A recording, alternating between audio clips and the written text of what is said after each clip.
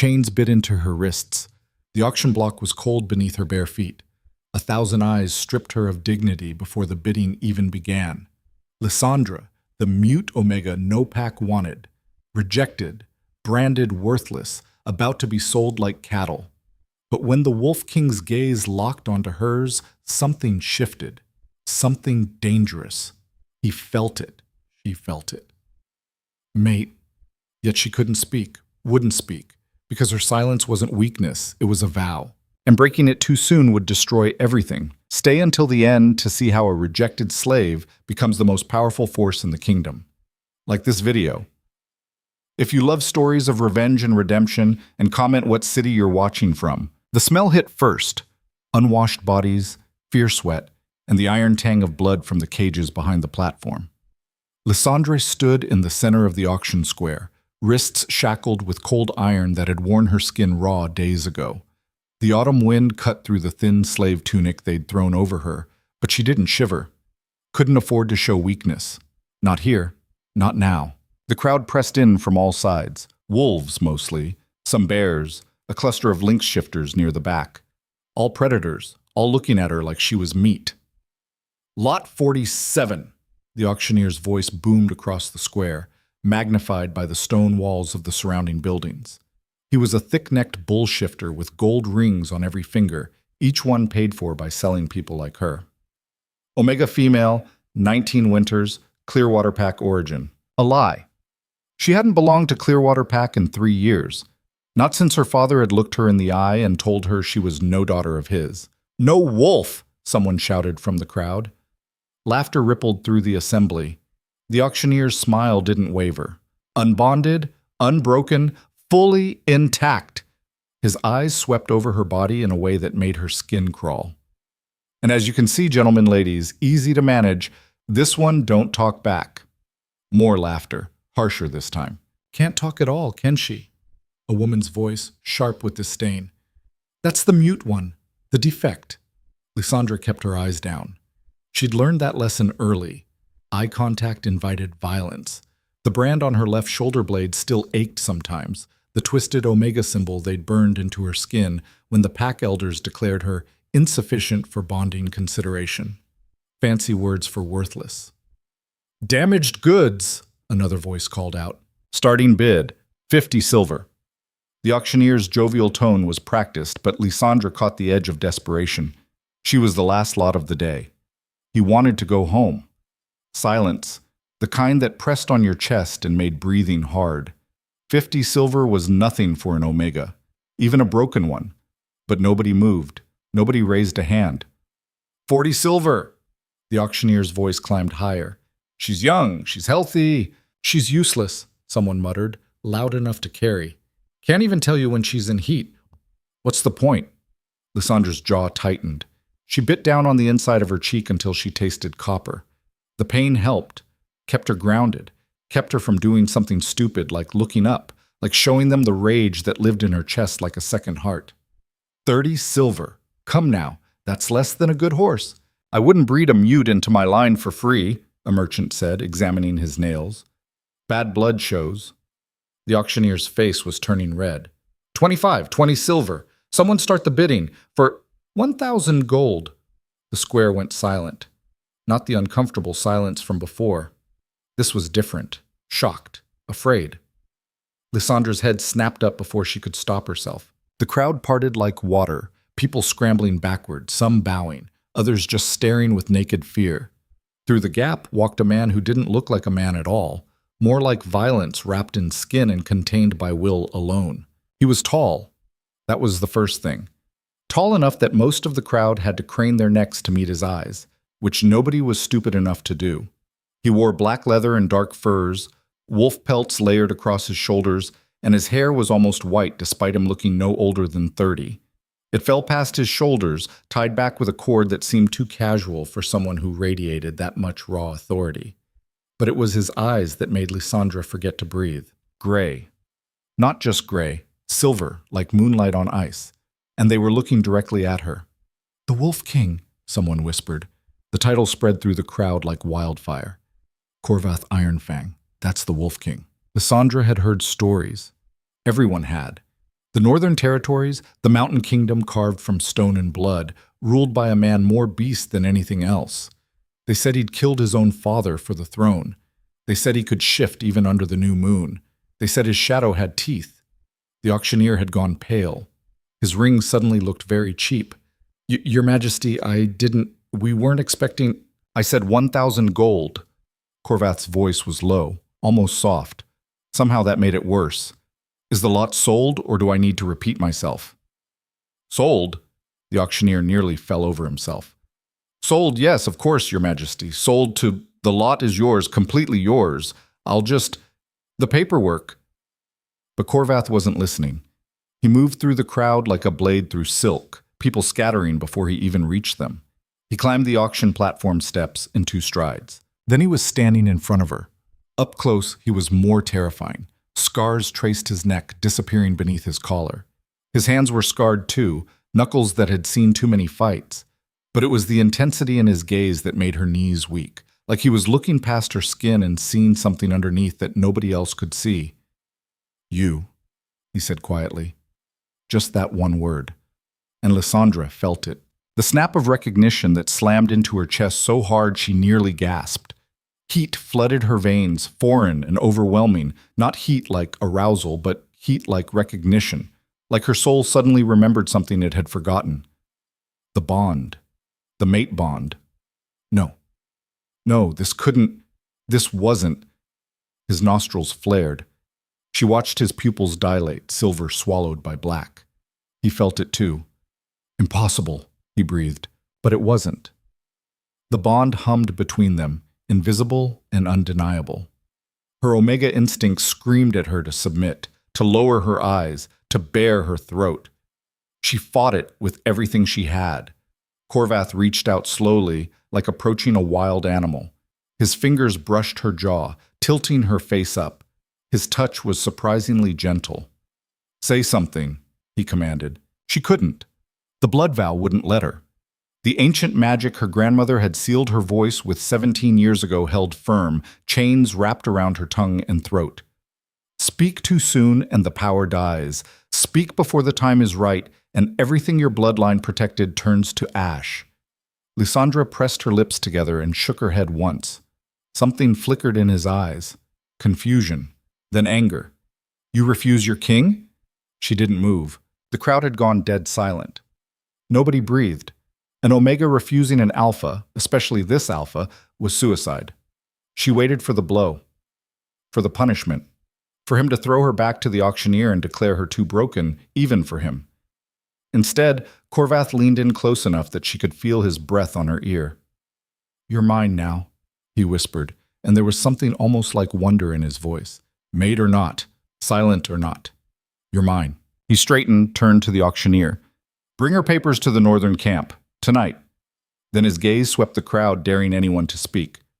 Anyone has issue with my claim? Nobody did. Nobody was that stupid. Corvath pulled a key from his belt, unlocked her shackles with quick efficiency. The iron fell away, and Lysandra's wrists were suddenly free for the first time in weeks. She almost didn't know what to do with her hands. Come. He didn't grab her, didn't drag her, just turned and walked. And because she had nowhere else to go, because the mate bond pulled at her like a fishhook in her chest, because every survival instinct she had said follow him or die here, Lysandra followed. The northern camp sprawled across the valley like a temporary city, hundreds of tents, cook fires, supply wagons, and wolves. So many wolves.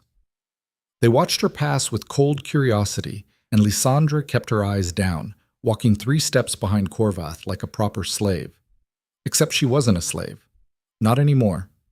The king's gold had bought her freedom, and trapped her in something infinitely more dangerous. Sire. A massive gray-haired wolf shifter emerged from the largest tent, built more like a wooden structure than canvas. He had a general's bearing and a scar that split his face from temple to jaw. We weren't expecting... His eyes landed on Lysandra, narrowed. What's this? My business, Thane. Corvath's tone allowed no argument. Prepare a tent. Private. Guarded. Your Majesty, if you wanted company for the night, we have... Did I ask for your opinion? The temperature seemed to drop 10 degrees. Do what I ordered. Thane's jaw worked like he was chewing glass, but he bowed. Yes, sire. His eyes cut to Lysandra one more time, and the disgust in them was clear. Then he stalked away, barking orders. Corvath looked at her, really looked at her, like he was trying to solve a puzzle. You feel it, he said quietly. The bond. I know you do. She did. It was getting worse. Every second near him made her skin feel too tight, her heartbeat sync with his. The Omega in her wanted to step closer, to seek his protection, his warmth. She hated it. Why won't you speak? His voice was softer now, almost gentle. I don't punish honesty. Lysandra's hand moved to her throat instinctively. She couldn't explain, couldn't tell him about the vow, the magic, the light that lived in her blood. Not without breaking the seal, and once broken, it couldn't be restored. Corvath watched the gesture. Understanding flickered in his eyes, followed by frustration. Magic, he muttered. Something binds your voice. She nodded slowly. Can it be broken? Yes, but not yet. Not until the right moment. She had no way to tell him that. His hand lifted again, and this time he cupped her face fully. His palm was warm, calloused. I don't know what game the fates are playing, he said, but you're my mate. I felt it the moment I saw you, and I won't let anyone touch you. You understand? She understood the words, didn't believe them. Men like him didn't protect. They owned. But the bond pulsed between them, warm and insistent. And when his thumb traced her cheekbone, she felt her body lean into the touch before she could stop it. Come. He dropped his hand. You need food. Rest. Tomorrow, we ride north. The tent Thane prepared was nicer than anywhere Lysandra had slept in 3 years. Furs covered the ground, thick enough to keep out the cold. A brazier burned in the center, casting warm light. There was even a small table with bread, cheese, and dried meat. 2 guards stood outside. Protecting her or keeping her prisoner, she wasn't sure which. Corvath had left her there with simple instructions. Eat, sleep, I'll return in the morning. She didn't eat, couldn't. Her stomach was twisted in knots. Instead, she sat on the furs and tried to process what had happened. The Wolf King. Her mate. Impossible. The bond shouldn't have formed. Not with her voice sealed, not with her power locked away. The magic should have prevented it. Unless the bond was stronger than the vow. Strong enough to bypass the seal. Which meant she pressed her hands to her face, breathing slowly. This changed everything. If Corvath was truly her mate, if the bond was real, then quite the prize, aren't you? Lysandra's head snapped up. A woman stood in the tent entrance, having slipped past the guards. She was beautiful in a sharp way. High cheekbones, dark hair coiled at her neck, eyes like a hawk. She wore fine clothes, far too fine for a camp. Don't worry, I won't hurt you. The woman's smile didn't reach her eyes. I'm Celine, the king's, well, we don't use labels, but I've warmed his bed for 3 years now. Lysandra's pulse kicked up. Danger. This woman was dangerous. You can't speak, can you? Celine stepped closer, circling her like a predator. How convenient. Can't talk back, can't argue, can't say no. I suppose that's what appeals to him. A pretty toy that doesn't have opinions. Lysandra stood slowly, keeping her distance. But toys break, Celine continued, her voice sweet as poison, especially fragile ones.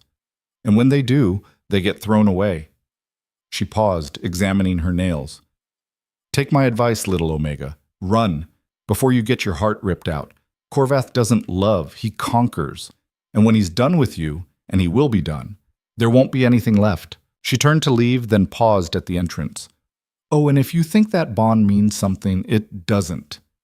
He rejected his last mate. Killed her with his own hands when she displeased him. The smile widened. Sleep well. Then she was gone. Lysandra stood frozen, heart hammering. Lies. They had to be lies. But the seed of doubt had been planted, and it grew roots fast. She didn't sleep that night. Dawn came cold and gray. Corvath arrived as promised, dressed for travel. He looked tired, like he hadn't slept either. We leave within the hour, he said. Then his eyes caught the untouched food, the way she was standing rigid by the brazier. You didn't eat. She shook her head. Are you afraid of me? The question was blunt, honest. Lysandre didn't know how to answer that. Yes and no. The bond made her trust him against her better judgment. But 3 years of slavery had taught her that trust got you hurt. Corvath stepped closer. Listen to me. Whatever you've heard, whatever rumors. He stopped, jaw tight. I'm not a good man. I've killed. I've done things that would make you run screaming, but I don't hurt what's mine, and you're mine now, whether you accept it or not. The bond hummed its agreement. Her body wanted to believe him. Her mind knew better. The ride north is 3 days, he continued. You'll travel in my wagon. Thane will object. Let him. You stay close to me until we reach the mountain palace. Understand? She nodded. Good. He turned to leave, then stopped. One more thing. If anyone, and I mean anyone, touches you, you signal me, however you can, because I will kill them, slowly.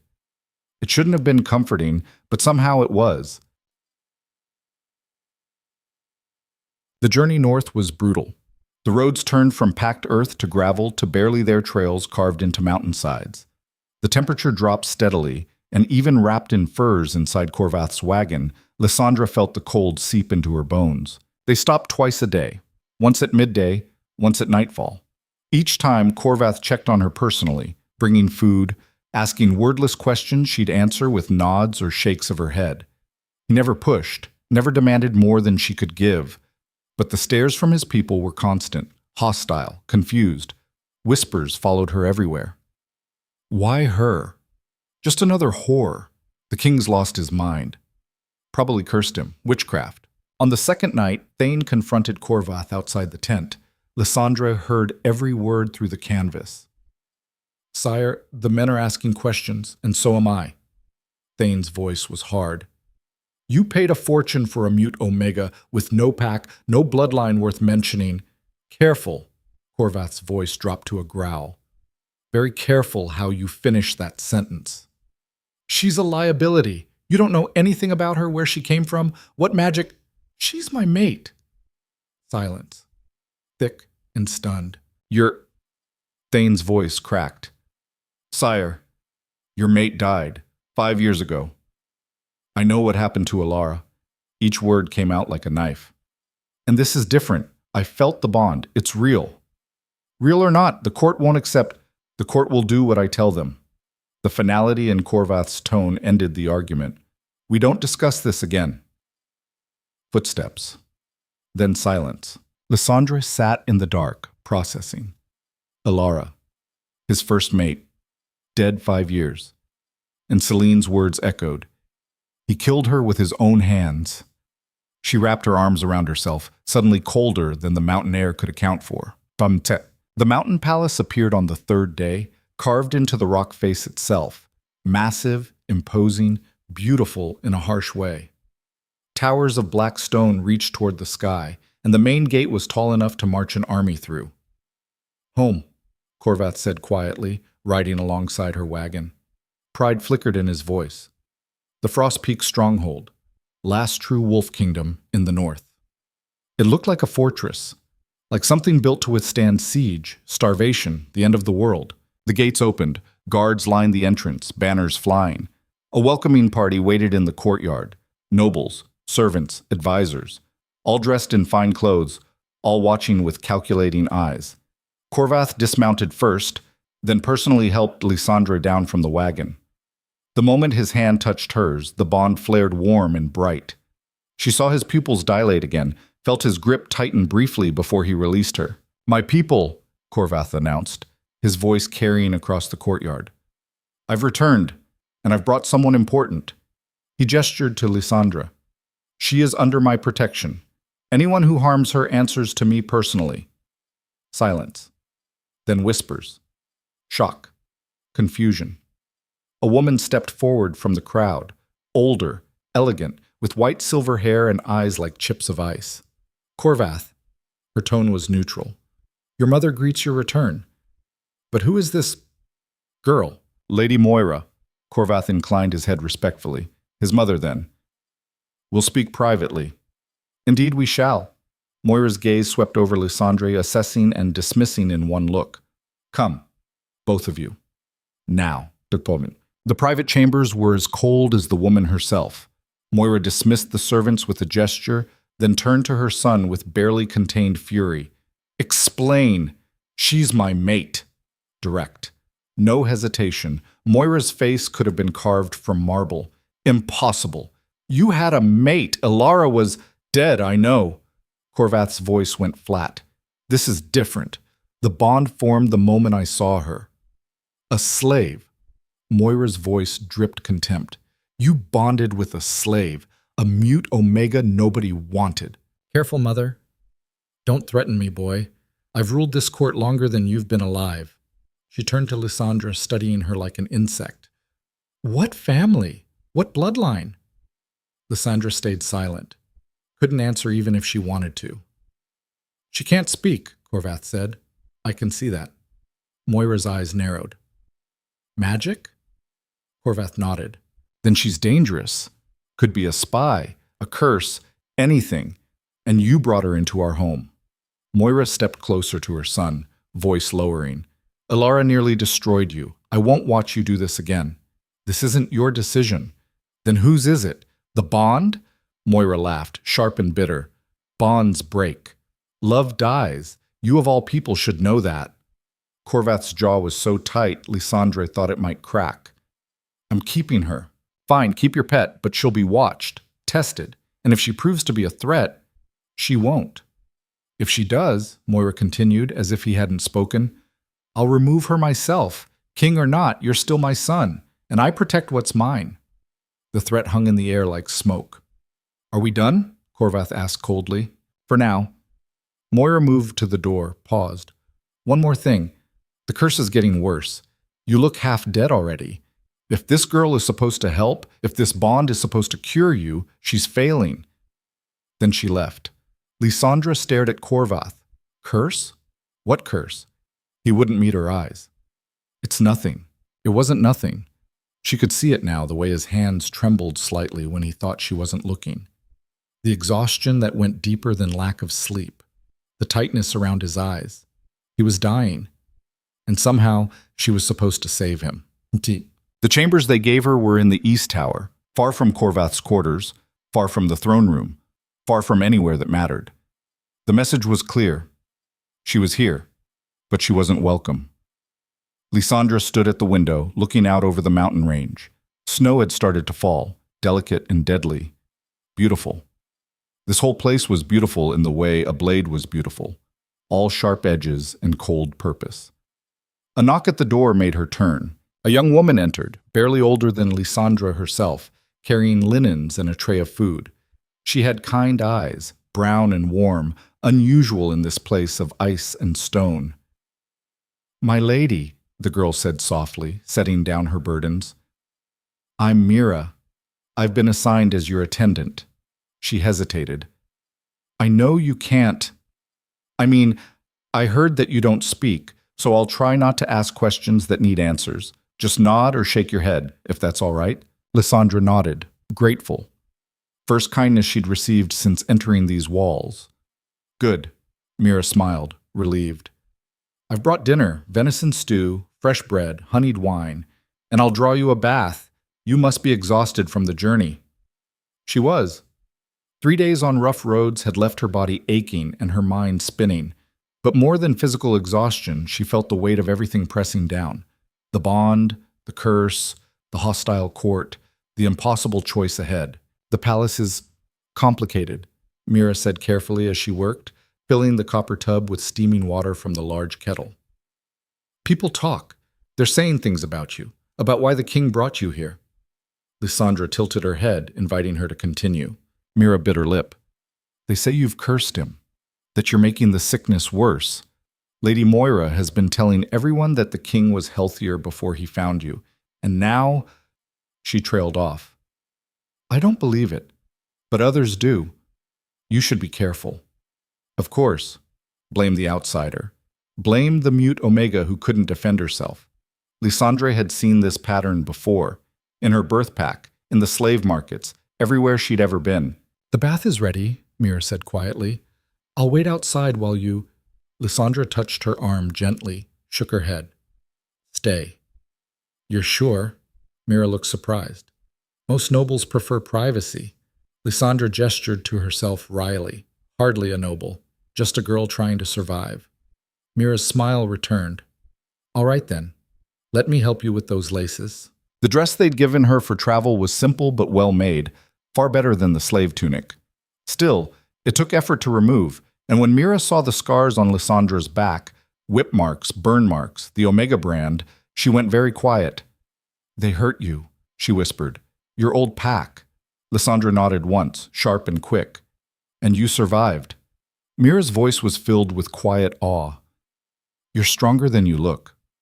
Lysandra didn't feel strong. She felt broken, used, wrong. She stepped into the bath before Mira could see her expression. The hot water stung the raw places on her wrists where the shackles had been, but it felt like heaven anyway. She sank down until the water reached her chin, letting the heat work into her muscles. I'll wash your hair, Mira offered, kneeling beside the tub. It's beautiful, like spun gold. You should wear it down more often. Lysandra usually kept it braided tight, pulled back. Drawing attention was dangerous.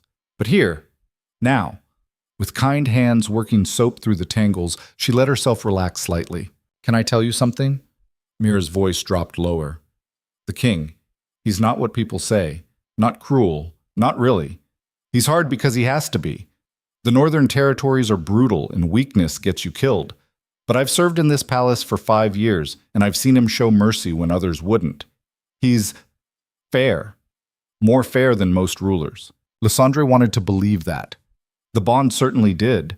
It sang in her veins every time she thought of him, urging her to trust, to submit, to accept. But the curse is real, Mira continued, her voice going quieter still. It started 5 years ago, after Lady Elara died. Some say it's guilt eating him alive. Others say it's actual magic, dark magic, a death curse placed on him by Elara's family for revenge. Whatever it is, it's killing him, slowly. The healers can't stop it. Every month he gets weaker. 5 years. The same time his first mate died. Lysandra's mind raced. What had happened to Elara? Had Corvath really killed her, as Celine claimed? Or was that another lie? Rinse, Mira said gently, and Lysandra ducked her head under the water, emerging clean for the first time in weeks. When she stepped out, Mira wrapped her in thick towels and led her to sit by the fire. Your skin is so cold, she murmured, rubbing Lysandra's arms briskly. You need to eat. Build your strength. Whatever happens here, you'll need it. The stew was rich and hot, the bread fresh. Lysandra ate slowly, savoring every bite. In the slave pens, food had been scarce, thin gruel twice a day if you were lucky. This felt like luxury.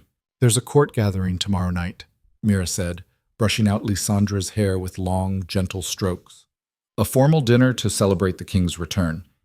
You'll be expected to attend, as his, well, they don't know what you are yet.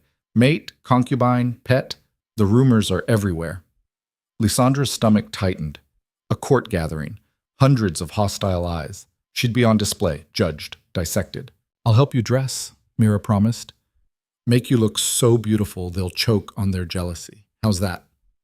Despite everything, Lysandra felt the corner of her mouth twitch. This girl's optimism was infectious. A sharp knock interrupted them. Mira jumped up, opened the door a crack. Yes? The king summons the girl. A guard's voice, gruff and impatient. Now. Mira looked back at Lysandra, worried. You're not even dressed. Now, the guard repeated. Lysandra stood, wrapping the towel tighter around herself. She gestured for Mira to stay. No point in both of them facing whatever this was. At least let me... Mira grabbed a heavy robe from the wardrobe, fur-lined and warm. She helped Lysandra into it quickly, tied the sash. There. More decent, at least. Lysandra squeezed her hand once in thanks, then followed the guard out. They led her through corridors of stone, torches, flickering shadows on the walls. The palace was a maze. Staircases that spiraled up and down, hallways that branched in 3 directions, rooms that opened into other rooms. She'd be lost in minutes without a guide. Finally, the guard stopped before a heavy wooden door bound with iron. Inside, he grunted, then took up position in the hall. Lysandre pushed the door open. The room beyond was clearly Corvath's private study. Maps covered one wall, weapons hung on another.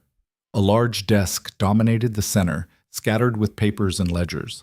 A fire roared in the hearth, making the space almost too warm after the cold corridors. Corvath stood with his back to her, staring into the flames. He'd removed his traveling leathers and wore simple dark clothing now, shirt unlaced at the throat, sleeves rolled up. Even relaxed, he radiated power. "Close the door," he said without turning. She did. "Are your quarters acceptable?" he asked.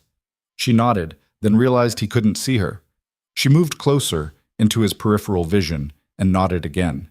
He glanced at her, and something flickered in his eyes when he saw her, freshly bathed, hair loose, wearing only the robe. The bond flared between them, hot and insistent. She felt it in her chest, her stomach, lower. Corvath looked away quickly, jaw tight. "Good. Mira's trustworthy. You can rely on her." Lysandre waited. He hadn't summoned her to discuss servants. "Tomorrow night," he continued, still not looking at her, "there's a formal gathering. You'll sit beside me at the high table." Her eyes widened. Beside him? That was a position of honor. For mates, for queens. The court would riot.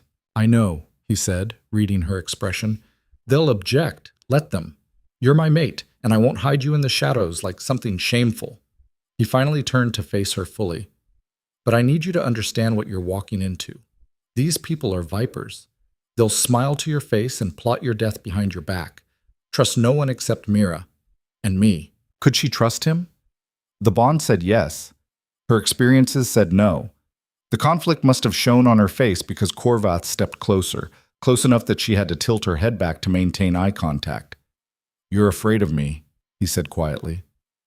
"I can smell it on you, fear and something else." His hand lifted, hovering near her face but not quite touching. "The bond confuses you, makes you feel things you don't want to feel." She didn't move. "Couldn't. I feel it too," he admitted, his voice going rough. "This pull, like gravity. Like my soul recognizes yours even though my mind barely knows you."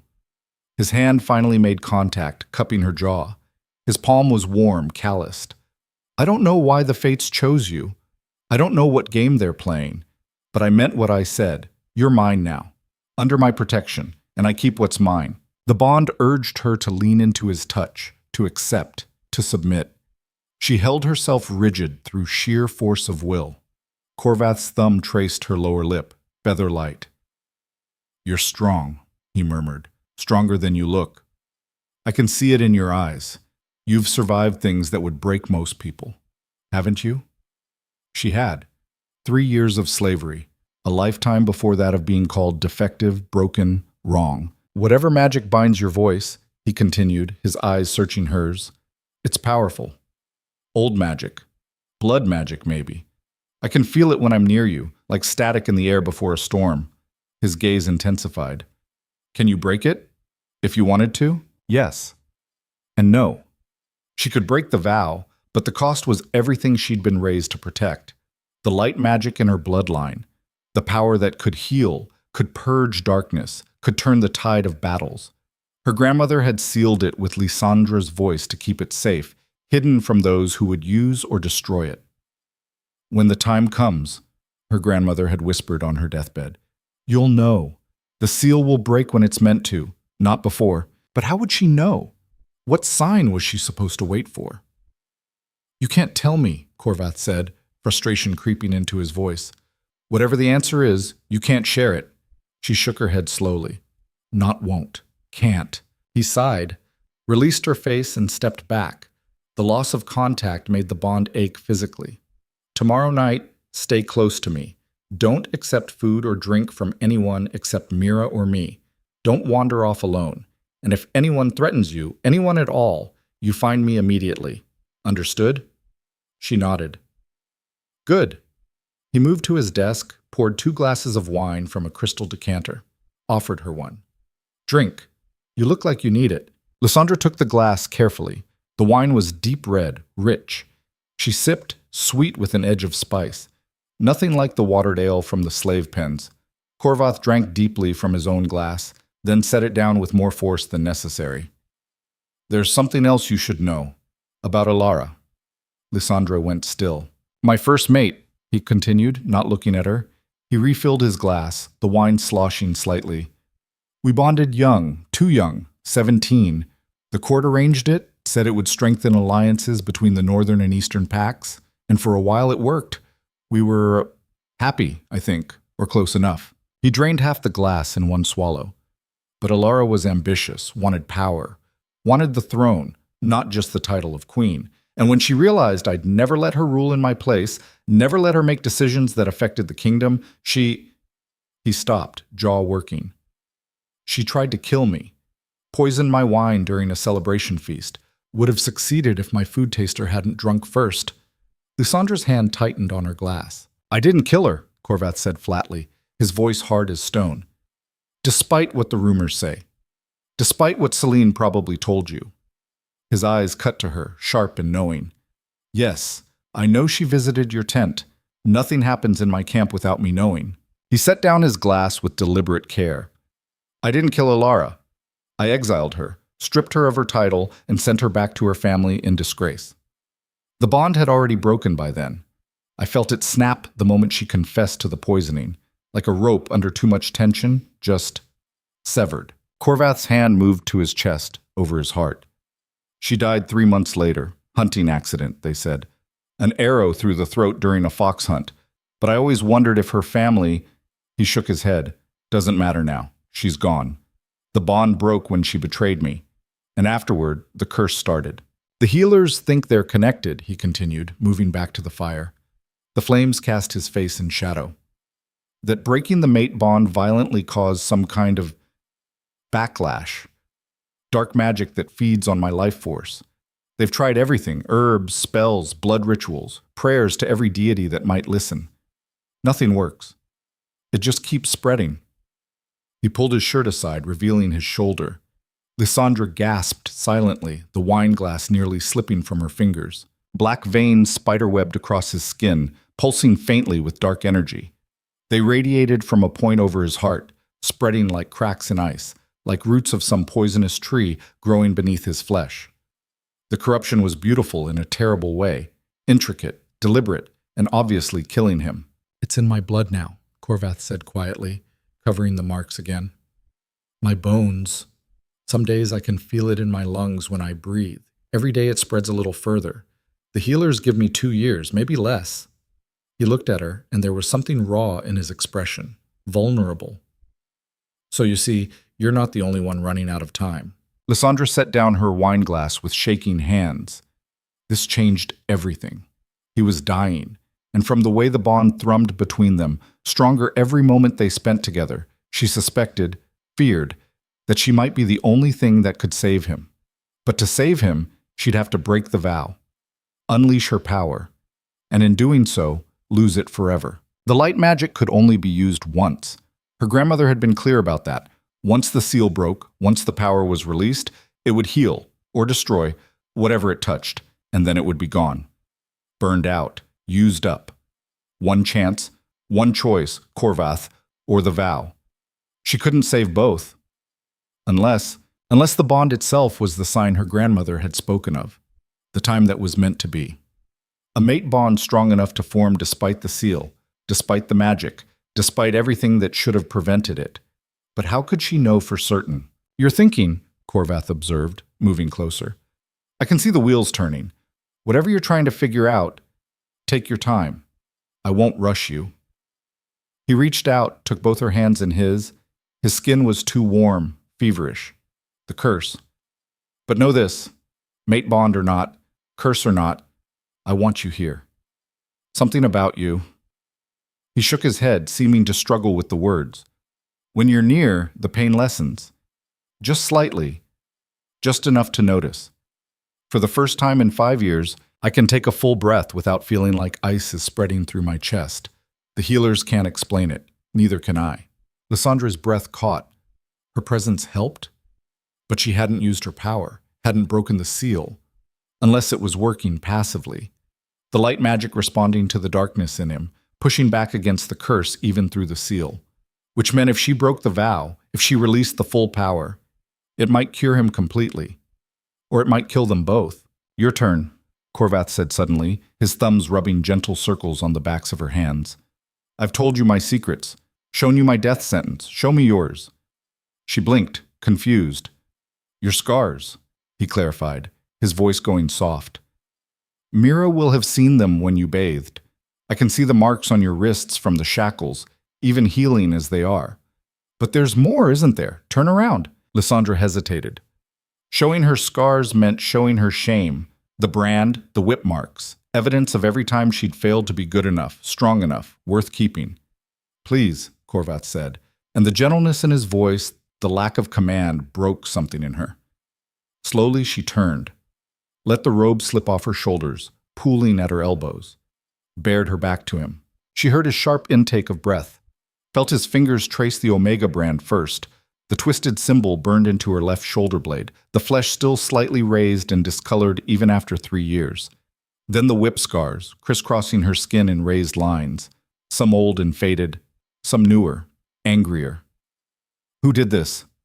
His voice was deadly quiet, each word precisely controlled. She couldn't answer, but the pain in her chest, the old familiar ache of rejection and worthlessness, must have shown somehow because his hand settled on her shoulders, warm and steady and careful. Your family, he said. Not a question, a statement. They branded you, beat you, then sold you like property. Lysandra nodded once, sharp and quick, then pulled the robe back up, suddenly cold despite the fire. Look at me, Corvath commanded softly. She turned, keeping the robe clutched tight. His eyes were blazing silver, not with anger at her, but for her. Whoever hurt you, if they ever set foot in my territory, I'll kill them, slowly. I'll make them regret every mark they put on you, every word they said to make you believe you were less than you are. He pulled her close, one hand cradling the back of her head, the other firm on her waist. You're not broken. You're not defective. You're my mate. And anyone who says otherwise answers to me. The bond sang, bright and fierce. Lysandra's eyes burned with tears she refused to shed. No one had ever, she'd never. In 3 years of slavery, in 19 years of life, no one had ever defended her, stood up for her, called her worthy. Stay, Corvath murmured against her hair, his breath warm. Tonight. Just sleep. Nothing else, His arms tightened around her. I don't want to be alone. It was the vulnerability in his voice that decided her. This powerful king, this brutal warrior, asking, not demanding, not commanding, but asking for simple company. She nodded against his chest, felt his whole body relax. Thank you, he whispered. His chambers were larger than hers, more luxurious, but somehow more personal too. Maps and weapons, yes, but also books. Stacks of them on every surface. A half-finished carving on the windowsill, a wolf mid-leap, surprisingly delicate work for such large hands. The bed could fit 5 people easily, piled with furs and soft linens. Corvath gave her privacy to change into a sleeping shift that Mira must have packed earlier, then joined her, wearing only loose trousers. The black veins were visible across his chest, his arms, even creeping up the side of his neck. In the firelight, they seemed to pulse with their own dark rhythm, like a second heartbeat trying to overwhelm the first. It's worse at night, he admitted, settling onto his side of the bed, keeping careful distance between them despite the invitation to stay. The pain, the cold, like ice spreading through my veins, freezing me from the inside out. Lysandra hesitated, then slowly moved closer, not touching, but near enough that she could feel his warmth, smell the scent of him, pine and smoke, and something wild underneath. Corvath's eyes closed. Better, he breathed, and she watched some of the tension leave his shoulders. It's already better. She watched him, this powerful man brought low by magic and betrayal. The bond thrummed between them, warm and insistent, and she felt it, the curse pushing against her presence like oil against water. Her sealed power responded instinctively, unconsciously, a flicker of light magic pressing back against the darkness, even through the vow. Not enough to break the seal. Not enough to cure him. Just enough to provide relief. Corvath's hand found hers in the darkness, his fingers threading through hers. Thank you, he whispered, his voice already heavy with approaching sleep. She squeezed his fingers once in response, her heart doing something complicated in her chest. They fell asleep like that, hands linked, the bond humming between them, keeping the worst of the curse at bay. For the first time in 5 years, Corvath slept without nightmares. For the first time in 3 years, Lysandra felt something almost like safety. But in the morning, everything would change, because the court was waiting, and vipers never slept for long. Dawn broke cold and gray. Lysandra woke to find Corvath already gone. Only a note remained on his pillow, written in sharp, decisive script. Matters of state require my attention. Mira will prepare you for tonight. Trust her. Trust yourself. She held the note for a long moment, tracing the strong lines of his handwriting, then carefully folded it and tucked it into the pocket of her robe. A small thing, but hers. Mira arrived minutes later, practically bouncing with nervous energy, followed by 2 other servants carrying what looked like an entire wardrobe. "Good morning. I hope you slept well because we have so much to do and—" She stopped, eyes widening as she took in where Lysandra was. "You slept here, in the king's chambers." Lysandra felt her cheeks warm. She nodded. Mira's face split into a grin. "The whole palace is going to lose their minds. This is perfect. Let them talk. You're clearly more than just some passing fancy." She clapped her hands together. "But that means we need to make you absolutely stunning tonight. No pressure, but you're going to be the center of attention whether you want to be or not." The servants set down their burdens and left quickly, clearly uncomfortable. Mira immediately began sorting through gowns with the intensity of a general planning a battle. "The king sent specific instructions," she said, holding up a deep blue gown, then shaking her head. "No, too cold. You need warmth. You're already fighting an uphill battle with the court. Let's not make you look like ice." She sorted through the options with practiced efficiency, muttering to herself about colors and cuts and what messages they would send. Finally, she pulled out a gown in deep burgundy, almost the color of wine. The fabric was rich, heavy velvet. The neckline was modest but elegant, and the sleeves were long, hiding Lysandra's scars. "This one," Mira declared, holding it up triumphantly. "It'll make your hair look like molten gold and bring color to your skin. Plus red means power here in the north, strength, fire. Let them see you're not afraid." But she was afraid. Terrified, actually. A room full of hostile nobility, all watching her every move, waiting for her to fail, to prove she was as worthless as they believed. Mira touched her arm gently, her voice going soft. "Hey, breathe. I know it's scary. I know they're going to stare and whisper and judge, but you won't be alone. The king will be right beside you, and despite what people think, his protection means something here.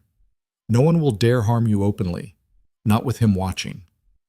Openly. That was the problem. It was the secret threats, the poison in the dark, the knife you never saw coming that killed you." "Come on," Mira said, her optimism returning. "Let's make you so beautiful they forget to be cruel, at least for a few minutes." The transformation took hours. Mira worked with focused intensity, and Lysandra had to admit the girl had talent. The bath this time included scented oils that made her skin soft, almost luminous. The hairstyling was elaborate, an intricate crown braid that left golden tendrils framing her face, making her look older, more regal. The cosmetics were subtle but effective, something to bring color to her lips, to make her eyes look larger, brighter. Nothing heavy or painted. When Mira finally laced her into the burgundy gown, Lysandra felt like she was being armored for battle. The fabric was heavy, substantial. The fit was perfect, emphasizing what few curves she had while maintaining modesty. "Now," Mira said, producing a wooden box. "The king sent this earlier, with strict instructions that only you were to open it." Inside the box lay a necklace that made Lysandra's breath catch. Silver worked into delicate filigree, holding a pendant of pale blue stone that seemed to glow with inner light. Moonstone, she thought, or something rarer. "It belonged to his grandmother," Mira whispered, clearly awed. "Queen Astrid. They say she was the greatest queen the North ever had, wise and fierce and fair. He's giving you her necklace." The weight of that gesture settled on Lysandra's shoulders. This wasn't just jewelry. It was a statement, a claim, a promise. With shaking hands, she lifted the necklace from its case. "Here, let me," Mira said softly, taking it and moving behind her. The cool metal settled against Lysandra's throat, and Mira fastened the clasp with gentle fingers. Then Mira held up the mirror. Lysandra barely recognized the woman staring back. Gone was the broken slave, the mute Omega nobody wanted. In her place stood someone who looked like she belonged in a palace. The gown made her look taller, the color bringing warmth to her skin. The necklace drew the eye, marking her as someone important. The hairstyle was regal without being pretentious. She looked like a queen. "See?" Mira said proudly, her eyes suspiciously bright. "Absolutely perfect. They won't know whether to bow or run screaming." A knock at the door made them both jump. Mira opened it to reveal Corvath, dressed in formal black and silver, the colors of his house. He looked every inch the king, powerful and commanding, with silver embroidery on his jacket that caught the light like stars. His eyes found Lysandra and went wide. He stood frozen in the doorway for a long moment, just staring. The bond flared between them, hot and bright, and she felt her heartbeat quicken. "I'll just give you two a moment," Mira said, slipping out past him with a knowing smile. Corvath stepped inside, closing the door. He didn't speak immediately, just looked at her like he was memorizing every detail. "You're beautiful," he finally said, voice rough with something that might have been awe. "I knew you were. But this—" He shook his head slowly. "The court won't know whether to bow or plot your assassination." Despite her nerves, Lysandra felt the corner of her mouth twitch. He moved closer, his eyes catching on the necklace. "It suits you. My grandmother would have liked you, I think. She had no patience for court politics either. Used to say the best leaders were the ones who'd survived being broken first." His hand lifted, fingers ghosting over the pendant. "Are you ready?" No. Absolutely not. But she nodded anyway because what choice did she have? "Then let's go show them what a true queen looks like." He offered his arm. After a heartbeat's hesitation, Lysandra took it, feeling the solid strength of him, the warmth through the fabric of his jacket. Together, they walked out of her chambers, down the long corridors, toward the great hall, toward the viper's nest, toward whatever fate had planned. The guards outside the great hall stood at attention as they approached. Lysandra could hear the noise from inside, hundreds of voices, the clatter of dishes, music. Corvath paused just before the doors. "Remember what I told you. Stay close. Don't accept food or drink from anyone but me or Mira. If anyone threatens you, you signal me immediately." She nodded, her heart pounding so hard she thought it might break through her ribs. "One more thing," he said quietly, turning to face her. His hands came up to frame her face, thumbs stroking her cheekbones. "You are my mate, my equal. You belong at my side. Anyone who says otherwise is wrong. Do you understand?" The bond sang between them. She nodded, unable to look away from those silver eyes. "Good." He pressed a brief kiss to her forehead, quick, chaste, but it sent warmth flooding through her. Then he stepped back, offered his arm again. "Let's make an entrance." The guards opened the doors. The great hall fell silent. Every eye in the room turned to stare as Corvath Ironfang, the Wolf King of the North, walked in with a golden-haired Omega on his arm, wearing his grandmother's necklace, standing tall beside him like she had every right to be there. And Lysandra, who had spent 3 years being invisible, being nothing, being worthless, lifted her chin and walked into the viper's nest like a queen coming home. The silence lasted exactly 3 heartbeats. Then the whispers started. Lysandra felt them like physical touches, eyes raking over her dress, her hair, the necklace at her throat. Hundreds of people packed into the great hall, all seated at long tables that stretched the length of the room. Candles blazed in iron chandeliers overhead, casting flickering shadows across stone walls hung with banners and weapons. The high table sat on a raised platform at the far end.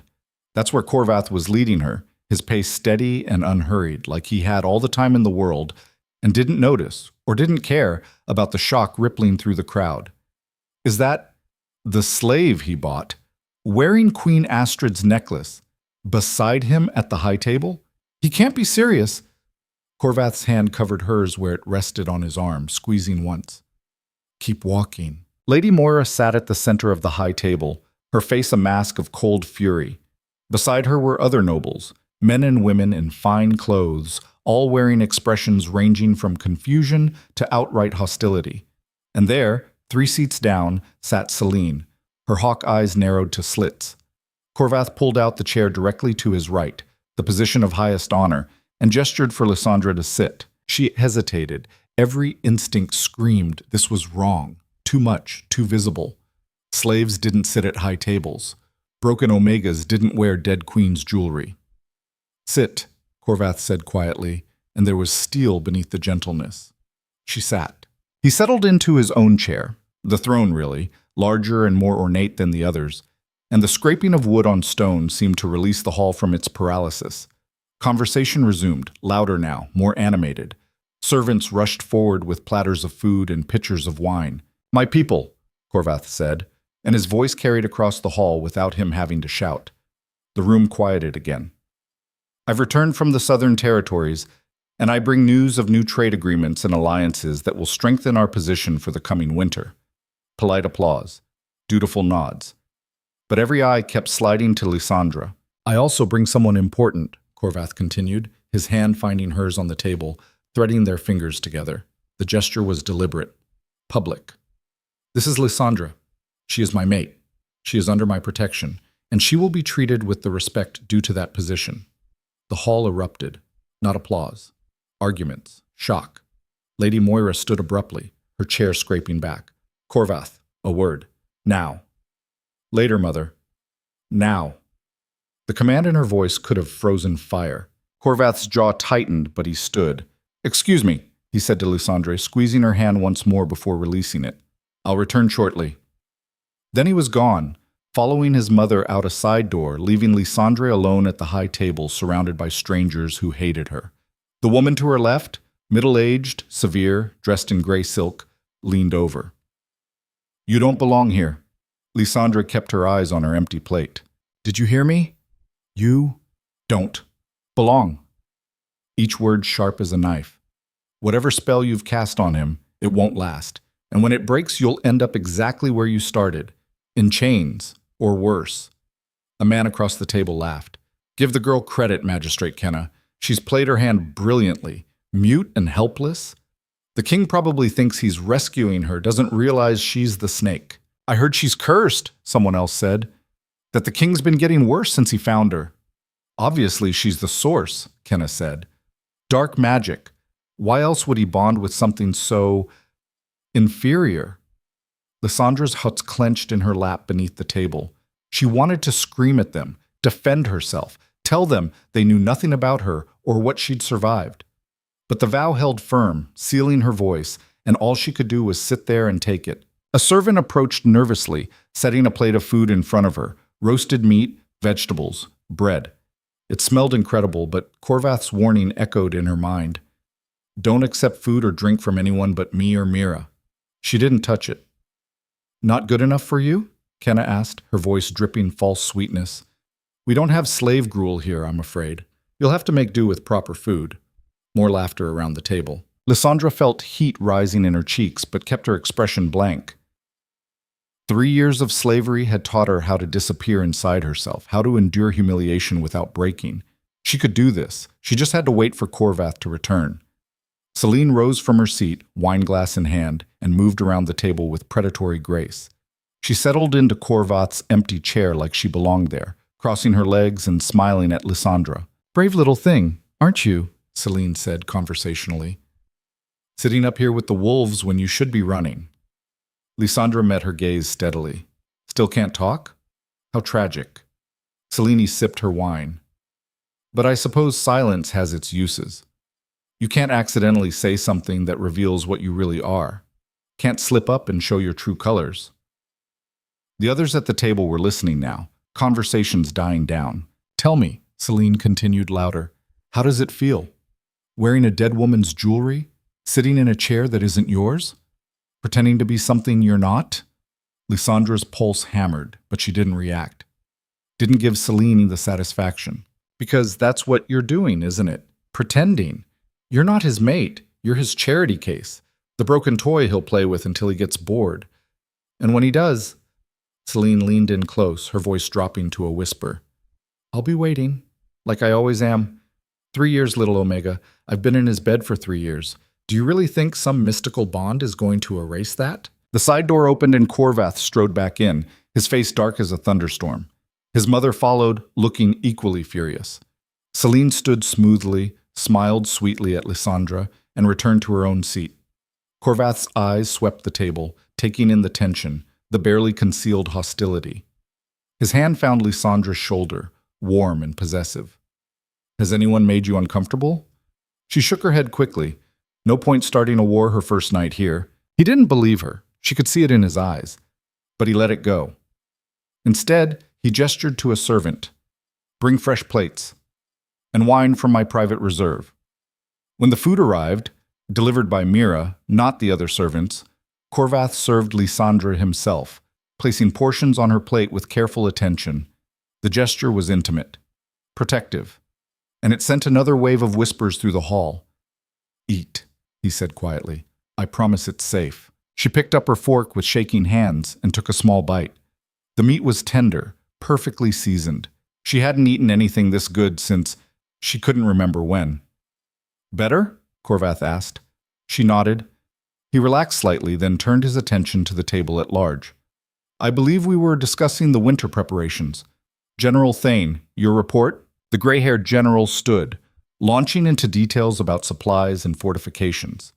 Lysandra tried to follow along, but the weight of hostile stares made it difficult to focus. She ate slowly, mechanically, hyper-aware of every movement she made. Halfway through the meal, a young noble, barely older than Corvath, with sharp features and calculating eyes, stood and raised his glass. A toast, he announced, to our king's safe return and to his unexpected companion. The pause before companion was deliberate, mocking. Lord Aldrich, Corvath said, his voice carrying a warning. I mean no offense, your majesty. Aldrich's smile was all teeth. I'm simply curious. You've declared this girl your mate, yet she wears no mating mark. The bond remains unconsummated, which makes one wonder, is it truly a bond, or simply an infatuation that will pass once you come to your senses? The hall went deadly quiet. Corvath set down his wine glass with deliberate care. Are you questioning my judgment, Aldrich? Not at all, sire. I'm questioning hers. Aldrich gestured to Lysandra. She sits beside you, accepts your protection, wears your grandmother's necklace, yet she refuses the bite, refuses to complete the bond. That seems suspicious, unless she knows something we don't, unless the bond is false. Lysandra's heart stopped. This was a trap, a political maneuver designed to force Corvath's hand or discredit them both. The timing of our mating is none of your concern, Corvath said coldly. But it's the court's concern, Lady Moira interjected, standing. If this girl is truly your mate, the bond should be consummated immediately, publicly witnessed. That's tradition, that's law. The law allows for a grace period, which you've already exceeded, Moira cut him off. You claimed her 3 days ago. By northern law, the bond must be completed within 72 hours, or it's considered void. Corvath's hand tightened on his wine glass. That law hasn't been enforced in generations. Then perhaps it's time we remembered our traditions, Aldrich said smoothly. Unless, of course, there's a reason for the delay, an impediment, a falsehood. Lysandra felt panic rising in her chest. They were boxing Corvath in, forcing him to either complete the mating bond immediately, which she couldn't do, not without breaking the vow first, not without understanding what that would cost, or admit the bond might be questionable. Enough! Corvath stood, his voice like thunder. I will not be dictated to in my own hall. The bond between Lysandra and myself is real. It will be consummated when we choose, not when the court demands. And anyone who continues to question it can take their concerns to the dueling grounds. Silence. Cold and dangerous. Aldrich smiled, but it didn't reach his eyes. Of course, your majesty. Forgive my impertinence. He sat down, but the damage was done. The seed of doubt had been planted. Lysandra could see it in the faces around the hall, speculation, suspicion, judgment. The meal continued, but the atmosphere had shifted from hostile to toxic. Conversations buzzed with barely concealed contempt. Eyes judged her every movement. She forced herself to eat, to sit straight, to pretend she didn't notice. But inside she was screaming. When the meal finally ended, hours that felt like days, Corvath stood and offered his hand. "Come, we're leaving." She took it gratefully, desperate to escape the scrutiny. They made it 3 steps before Lady Moira's voice stopped them. "Corvath, my chambers. Now. This isn't a request.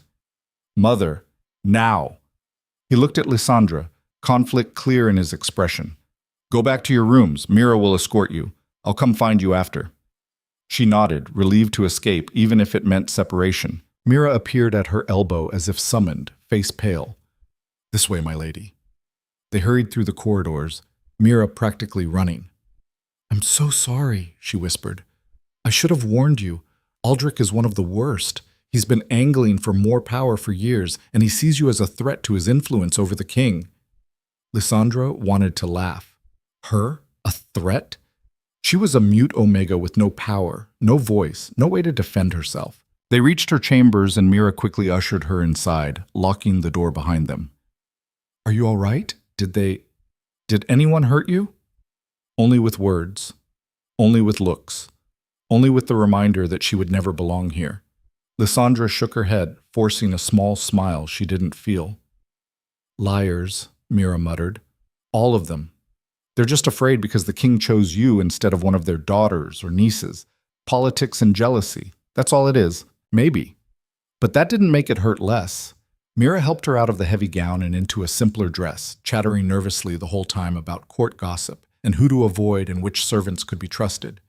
Lysandra half listened, exhaustion settling into her bones. When Mira finally left, promising to return in the morning, Lysandra collapsed onto her bed and stared at the ceiling. The bond hummed in her chest, uncomfortable in Corvath's absence. She could feel him somewhere in the palace, angry, frustrated, fighting battles she couldn't see. Part of her wanted to go to him. The Omega instincts urged her to seek him out, to soothe, to submit. But the larger part, the part that had survived slavery and rejection and years of being told she was worthless, that part knew better. She couldn't complete the bond. Not yet. Not until she understood what breaking the vow would cost, what using the light magic would do to her, to Corvath, to everything. A sound at the window made her freeze, scratching, deliberate. She stood slowly, moving toward the noise. The window was closed, shuttered against the cold, but something was out there. She opened the shutter carefully. A crow sat on the ledge, black as midnight, holding something in its beak. When it saw her, it dropped the object and flew away. Lysandra picked up what it had left, a small roll of parchment tied with black ribbon. Her hand shook as she unrolled it.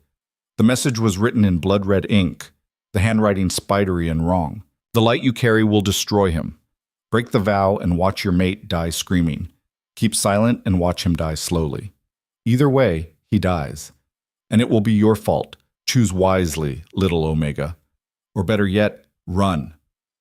The parchment fell from her fingers. Someone knew. Someone knew about the vow, about the light magic, about everything, and they were using it against her. A knock at the door made her jump.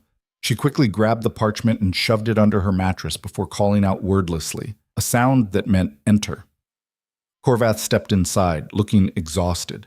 The black veins were more visible than before, crawling up his neck. The confrontation with his mother had cost him. "I'm sorry," he said immediately. "I should have prepared you better. Should have known Aldrich would try something." She shook her head. "Not your fault." He moved closer, reaching for her, then stopped. "May I?" She nodded, and he pulled her into his arms. The bond settled immediately, the discomfort easing. She felt his whole body relax. "They're demanding proof," he said quietly against her hair. "The council. My mother. They want the bond consummated within the next 2 days, or they'll declare it false and remove you from the palace." Lysandra's blood ran cold. "I told them no," Corvath continued. "Told them we'd do it in our own time. But they're not backing down. Mother is threatening to call a formal challenge, say I'm unfit to rule if I can't even control my own mate." He pulled back to look at her, his eyes searching hers. "I won't force you. I won't push. But I need to know. Is there a reason you're refusing? Beyond the obvious fear and uncertainty?" "Yes. 1,000 reasons. The vow, the power, the threat written in blood-red ink." But she couldn't tell him any of it. She touched her throat, the gesture she'd used before to indicate the magic binding her voice. Understanding and frustration warred in his expression. The vow. It's connected, isn't it? Whatever magic seals your voice, it's tied to the bond somehow. She nodded slowly. Can you break it? If you wanted to? Yes. But at what cost? Would breaking it hurt you? She hesitated. The truth was, she didn't know. Her grandmother had never explained what would happen when the seal broke, only that it would happen at the right time, that the light magic would know when to emerge. But what if the right time never came? What if she waited too long and Corvath died anyway?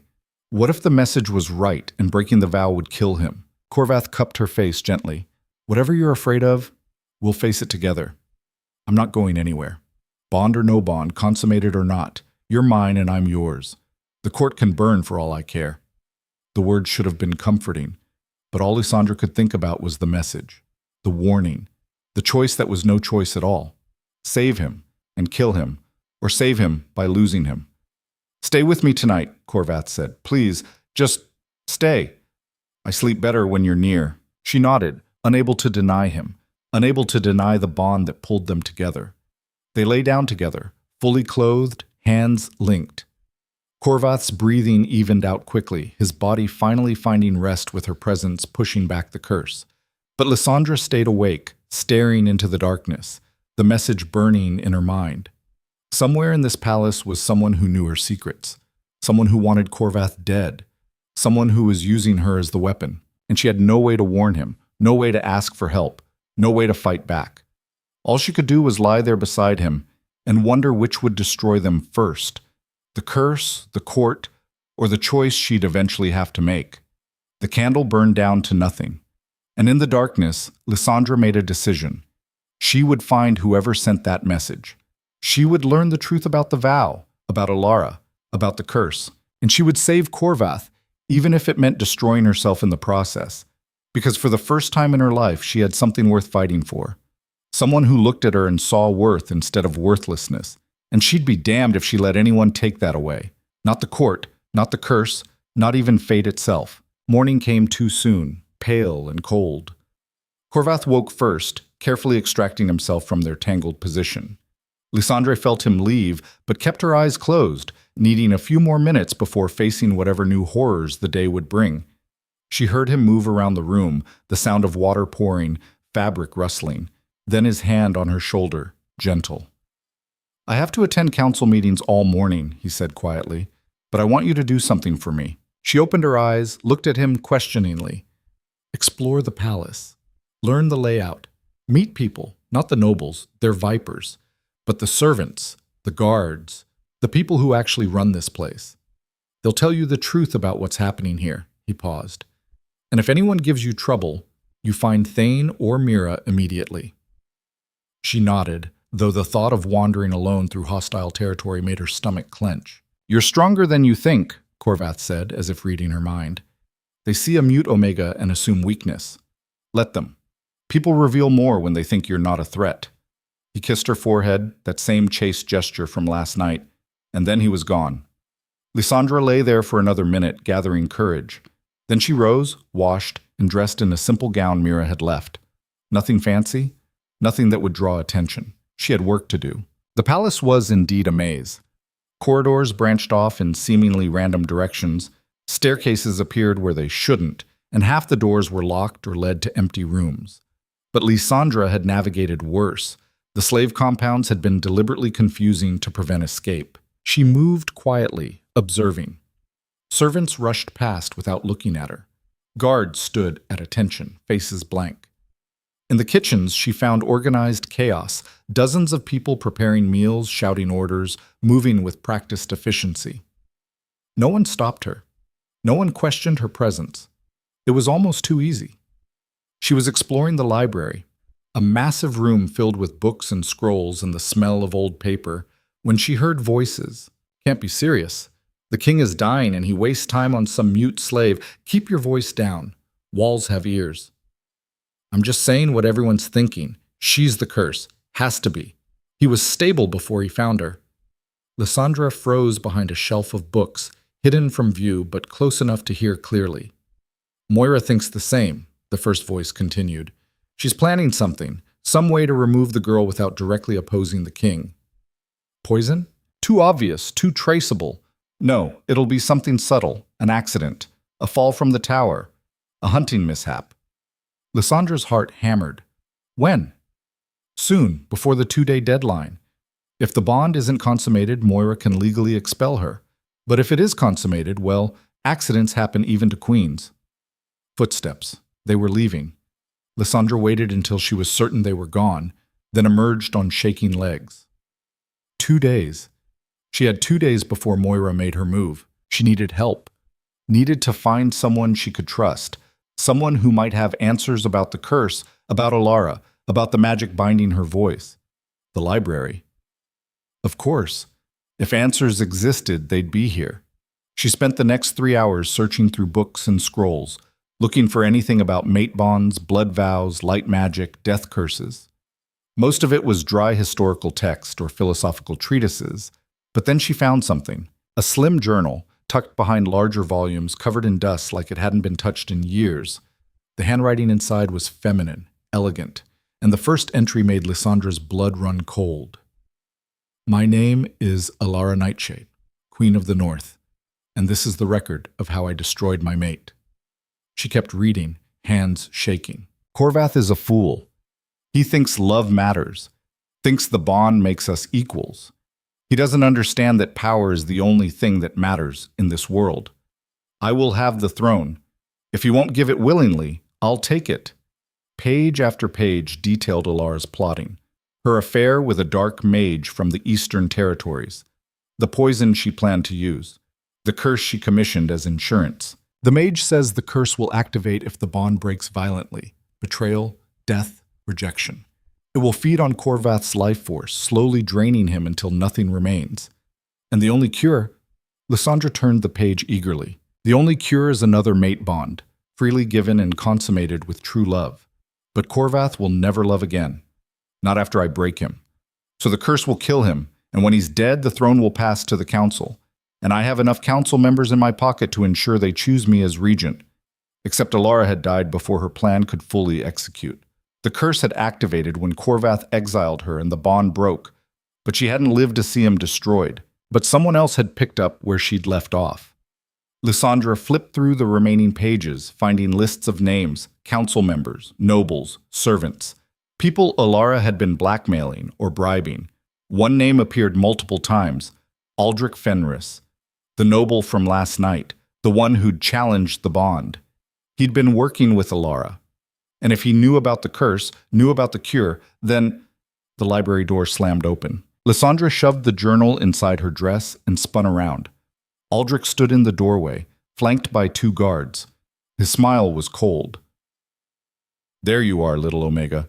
We've been looking for you. She backed away, heart racing. Don't run. It'll only make this harder. He advanced slowly. You see, I know what you are, what you carry. That light magic sealed in your blood, and I know what happens if you use it. Lysandra's back hit the wall. Elara told me everything before she died. The vow your grandmother made, the power you inherited, the price of breaking the seal. His smile widened. It'll cure the king's curse, yes, but it'll burn out your magic completely, leave you powerless, empty, just a mute Omega with nothing special at all. She already knew that. The question was how he knew. But here's what Elara didn't know, Aldrich continued. What even your grandmother probably didn't know. The light magic doesn't just burn out, it transfers to whoever you use it on, which means if you heal Corvath, if you cure his curse, you'll make him the most powerful shifter in the North, maybe in the world. Lysandra's mind raced. That couldn't be right. Her grandmother had said the power would be used up, gone, unless she'd lied, unless she'd hidden that detail to protect Lysandra from those who would use her. So you see my dilemma, Aldrich said. I can't let you heal the king, can't let him gain that much power, but I also can't just kill you. The bond would drive him mad, make him even more dangerous. No, I need you to run, disappear, leave him to die slowly while I consolidate power and take control of the council. He gestured to the guards. Take her to the North Tower, lock her in, no food, no water. In 2 days, when the deadline passes and the bond is declared void, We'll release her at the border and tell the king she ran away. He'll be heartbroken, but he'll move on. And eventually, the curse will finish what Elara started. The guards moved forward. Lysandra did the only thing she could. She screamed. No sound came out. The vow still holding, but the intention was there. She grabbed the nearest heavy book and hurled it at Aldrich's head. He ducked, and it smashed into a shelf, sending volumes tumbling. "Grab her!" She ran, ducking under grasping hands, using her smaller size to her advantage. Out of the library, down the corridor, no idea where she was going, but knowing she had to get away, had to warn Corvath. She turned a corner and slammed directly into someone. Strong hands caught her before she could fall. She looked up into Thane's scarred face. "What's wrong?" he demanded. She pointed back the way she'd come, frantic, unable to explain. Aldrich and his guards appeared at the end of the hall. "There, the girl attacked me. She's gone mad." Thane's eyes narrowed. "Is that true?" Lysandra shook her head violently, clutching at his arm, trying to make him understand. "The king needs to see this," Thane said slowly. "Both of you, now." He marched them through the palace, one hand on Lysandra's shoulder, the other on his sword. Servants scattered, nobles stared. They reached the council chambers where Corvath was mid-meeting. Thane barged in without knocking. "We have a situation." Corvath looked up, saw Lysandra's terrified face and Aldrich's cold smile, and was on his feet instantly. "What happened?" "Lord Aldrich claims the girl attacked him in the library," Thane said neutrally. "She claims otherwise. Can't speak to defend herself, though." "She's lying," Aldrich said smoothly. "I found her stealing books, old texts about dark magic. When I confronted her, she became violent. I think the truth is finally clear, Your Majesty. She's been cursing you all along. Why else would the sickness grow worse in her presence?" "That's not—" Corvath started, but Aldrich cut him off. "Check her person. If I'm wrong, I'll apologize, but if I'm right—" He let the implication hang. Corvath looked at Lysandra. "Do you have anything from the library?" She did. Elara's journal pressed against her ribs beneath her dress. But if she showed it, they'd know she could read, could think, was more than the helpless slave they assumed. They'd question how she found it, what she was looking for. And the journal proved Aldrich's involvement, which meant he'd destroy it, and possibly her, to keep that secret safe. She had seconds to decide. Trust Corvath or protect herself? The bond hummed in her chest, warm and insistent. Slowly, she reached into her dress and pulled out the journal. Aldrich's face went white. Corvath took it, opened it, started reading. His expression darkened with every page. "This is Elara's handwriting," he said quietly, dangerously. "Her private journal, detailing her betrayal, her curse, and your involvement, Aldrich. That proves nothing. She could have planted it." "Enough!"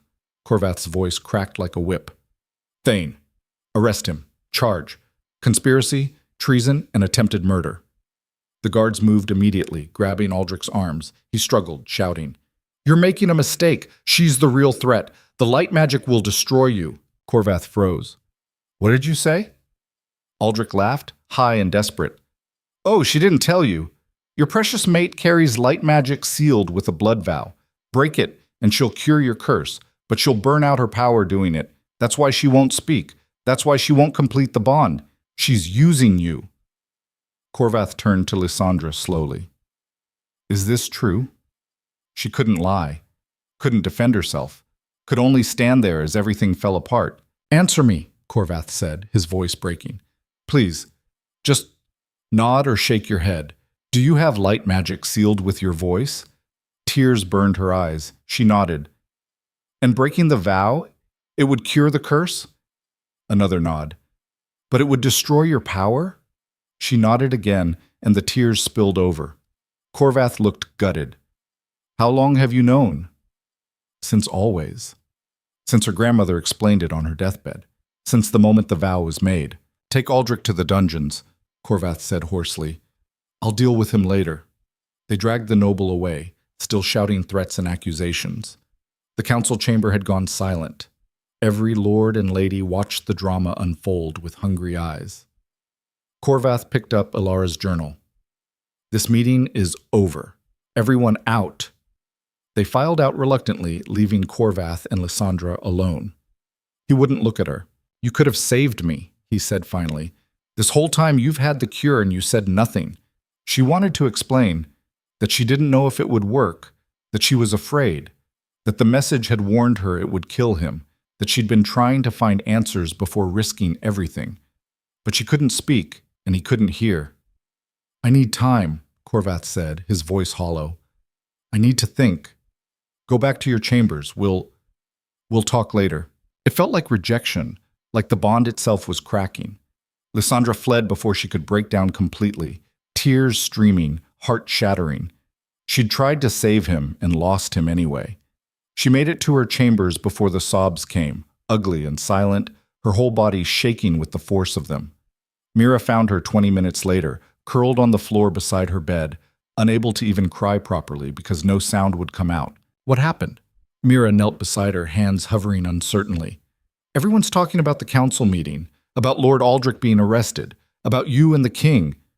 Lysandra couldn't explain, could only shake her head and let Mira help her to the bed, wrap blankets around her shoulders like that would somehow protect her from everything falling apart. He'll come around, Mira said, though her voice lacked conviction. Once he's had time to think, to understand. But what was there to understand? Lysandra had kept secrets, had known she could cure him and chosen not to. From his perspective, she'd been selfish, cruel, using him while he suffered. He didn't know about the message, about the warning that breaking the vow would kill him, about her terror of making the wrong choice and destroying the one person who'd ever made her feel like she mattered, and she had no way to tell him. Mira stayed with her through the afternoon, attempting cheerful chatter that fell flat in the heavy silence. As evening approached, she finally stood reluctantly. I have to help with dinner service. Will you be all right alone? No. But Lysandra nodded anyway. Lock the door behind me, Mira instructed. Don't open it for anyone except the king or me. Promise? Lysandra nodded again, and Mira left with one last worried glance. The lock clicked. Silence pressed in from all sides. Lysandra sat on the bed, staring at nothing, the bond in her chest aching like a wound. She could feel Corvath somewhere in the palace, distant, closed off, the warmth that usually flowed between them replaced by cold emptiness. He was shutting her out, protecting himself from further betrayal. She didn't blame him. Night fell. No one came. No food, no water, no word from Corvath. Just endless silence and the growing certainty that she'd lost everything. Around midnight, she heard it, scratching at the window again. Not the crow this time, something bigger. She approached cautiously, opened the shutter. A massive raven sat on the ledge, easily twice the size of a normal bird. Its eyes gleamed with intelligence that was distinctly unnatural. It held another message in its beak. Lysandra's hand shook as she took it. Tomorrow at dawn, the council votes on your fate. Moira has convinced them you're the source of the curse. They will demand your execution. Corvath will refuse, but the law is clear. If 3/4 of the council agrees, even the king cannot stop it. You have one chance. Break the vow tonight. Cure him. Prove your value. Or run while you still can. The raven will guide you if you choose to flee. Decide quickly. Dawn comes whether you're ready or not. The raven cocked its head, watching her with those two intelligent eyes. Lysandra looked at the message, then at the bird, then at the door. 3 choices, all of them terrible. Break the vow and risk killing Corvath with the very power meant to save him. Run and let him die slowly, the curse eating him alive. Stay and face execution, leaving him alone and still dying. No good options. No safe path forward. She thought of her grandmother's words, "You'll know when the time is right." Was this it? This impossible moment where every choice led to pain? A sound in the hallway made her freeze, footsteps, multiple sets, coming toward her door. The raven took flight, disappearing into the darkness. Lysandra shoved the message under her mattress with the first one and moved away from the window just as someone pounded on the door. "Open up! By order of Lady Moira!" She didn't move, didn't breathe. "Break it down!" The door shuddered under impact. Once, twice. On the 3rd blow, the lock gave way and guards flooded in, 6 of them, all armed. "Lysandra of Nopak," the lead guard announced formally, "you are under arrest for suspicion of dark magic, conspiracy against the crown, and attempted regicide. You will come with us. Resist, and we are authorized to use force." This was it. Moira's move. Earlier than the message predicted, but the intent was clear. Lysandra raised her hands slowly, showing she wouldn't fight. What was the point? She couldn't win against 6 armed guards.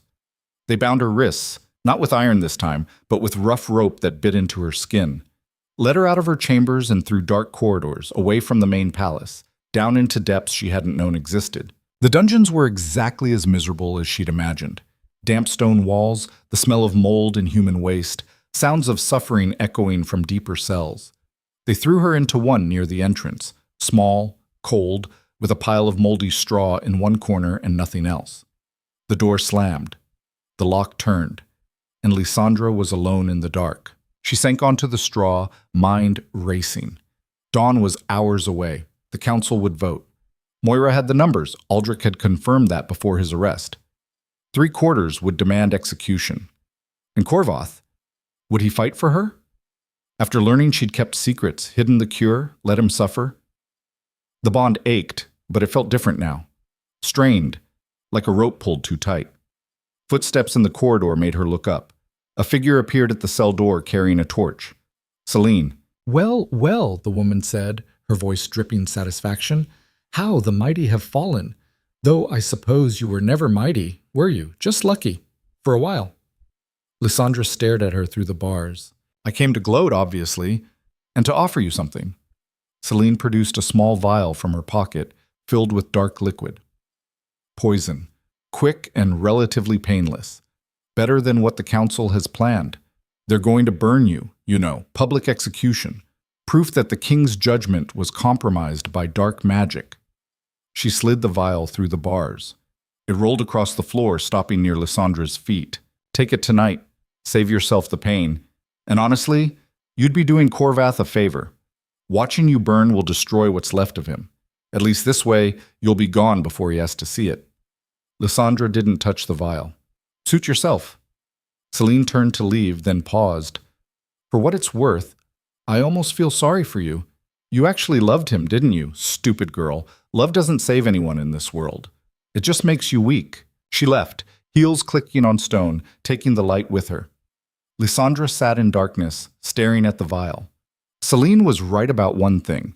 Burning would be agony. The poison would be easier, but she wasn't ready to give up yet. She felt along the walls of the cell, searching for anything useful. A loose stone, a forgotten tool. Something, anything. Her fingers found carved marks in the stone. Letters. She couldn't see them, but she could feel them, traced over and over like someone had spent hours etching them.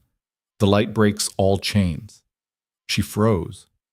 It was a saying from the old texts, from the stories her grandmother used to tell about the ancient light wielders. Magic that could shatter any bond, break any curse, free any prisoner. The light magic sealed in her blood. But using it here, now, without knowing the full consequences. What choice did she have?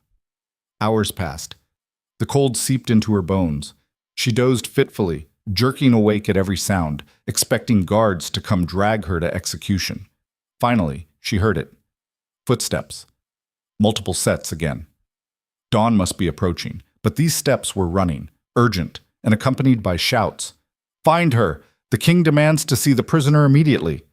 The cell door flew open and Thane stood there, torch in hand, his scarred face grim. You, come with me, now. She stood on shaking legs and followed him out. Through the dungeons, up the stairs, into corridors she recognized. He was taking her to the throne room. The doors opened and she saw the council assembled, dozens of nobles in their formal robes, all watching her with expressions ranging from disgust to cruel anticipation. Lady Moira sat in a position of prominence, her face carved from ice. And on the throne sat Corvath, looking worse than she'd ever seen him. The black veins had spread up his neck, onto his jaw. His skin had a gray tinge. He'd deteriorated rapidly in just one night. Their eyes met and the bond flared, painful in its intensity. Bring her forward, Moira commanded. Thane guided Lysandra to the center of the room. She stood there, bound and filthy, facing judgment. The council has reviewed the evidence, Moira announced. Lord Aldrich's testimony, though tainted by his own crimes, revealed a crucial truth. This girl possesses dangerous magic. Magic she has kept hidden.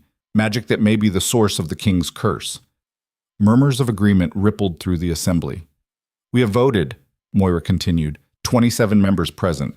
21 vote for execution. The required three-quarters majority has been achieved. Corvath stood, swaying slightly. "I refuse to authorize this." "You don't have a choice, Your Majesty. The law is clear. In cases of proven magical threat to the crown, the Council's vote supersedes royal authority. It was established after the Mage Wars specifically to prevent what happened to your great-grandfather." "This is not the same situation, isn't it?" Moira's voice was cold. "A king compromised by magic, dying because of it, unable to see the threat clearly because of emotional attachment. That's exactly what happened to King Aldous. He burned half the kingdom defending his sorceress lover before she finally killed him. Lysandra has done nothing wrong. She hid her power.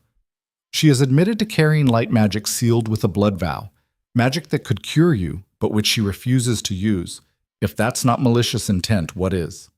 Corvath looked at Lysandra, and she saw the conflict in his eyes, the desire to defend her, the doubt planted by her secrets. "Give her a chance to explain," he said finally. "She can't speak," Moira reminded him. "How convenient. How very convenient that her magic prevents her from defending herself. Or perhaps that's the point. Perhaps the vow isn't protection. It's a leash. Someone else controlling her, using her as a weapon against you." "That's not—" Corvath stumbled, caught himself on the throne. The curse was eating him alive, faster now, feeding on his stress. Lysandra wanted to run to him, to help, but Thane's hand on her shoulder held her in place. "Look at yourself," Moira said, her voice almost gentle now, almost sad. "You're dying, Corvath, and she's the reason. Whether through active curse or passive withholding of the cure, the result is the same.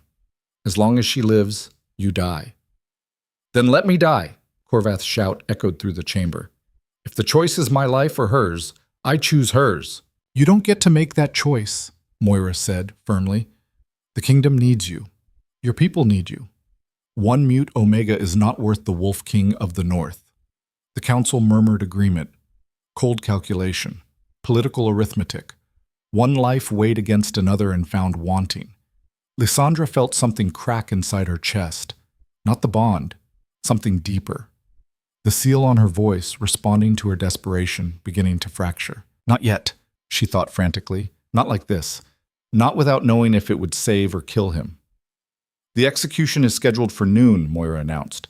"In the courtyard. Public, as is traditional for magical crimes." "No." Corvath descended from the throne, moving toward Lysandra despite his weakened state. "I won't allow it. I'll abdicate first. Give up the throne. She lives, or I walk away from everything." Shock rippled through the assembly. A king threatening abdication was unprecedented. "You would abandon your people for a girl you've known less than a week?" Moira's voice was sharp. "That's not love, Corvath. That's madness. Proof that the magic has corrupted your judgment." "My judgment is fine. She's my mate.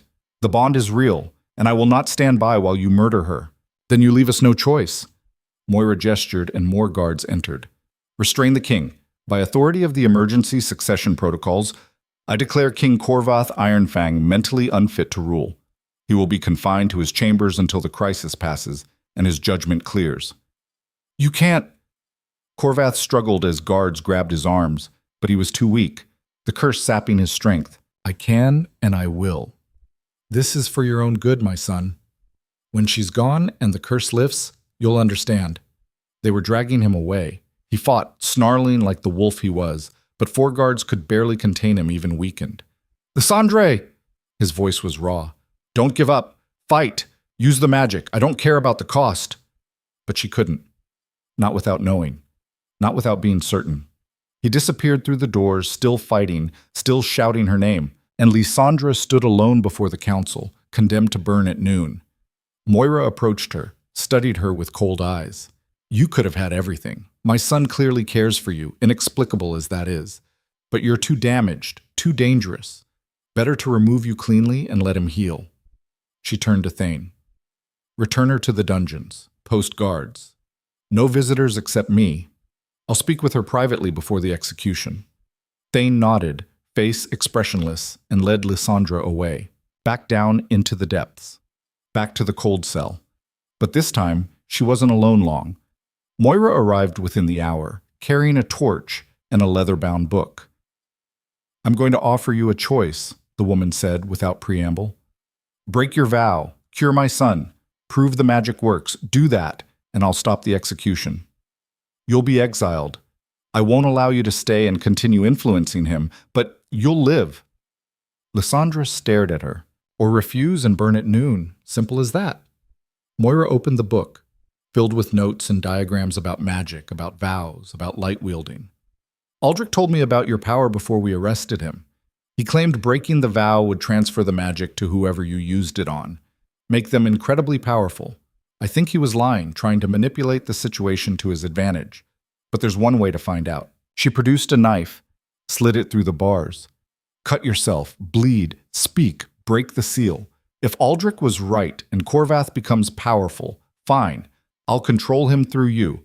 But if he's wrong and the magic simply cures the curse, even better. Either way, my son lives and you've proven your value. And if it kills him?" The words were there, trapped behind sealed lips. What if the message was right? What if breaking the vow destroyed him? "Then you burn anyway, and I bury you both," Moira said coldly. "At least I'll know you tried, that you weren't just manipulating him for your own purposes." She left the knife and the book and walked away. Lysandra stared at the blade. It gleamed in the torchlight, sharp and promising.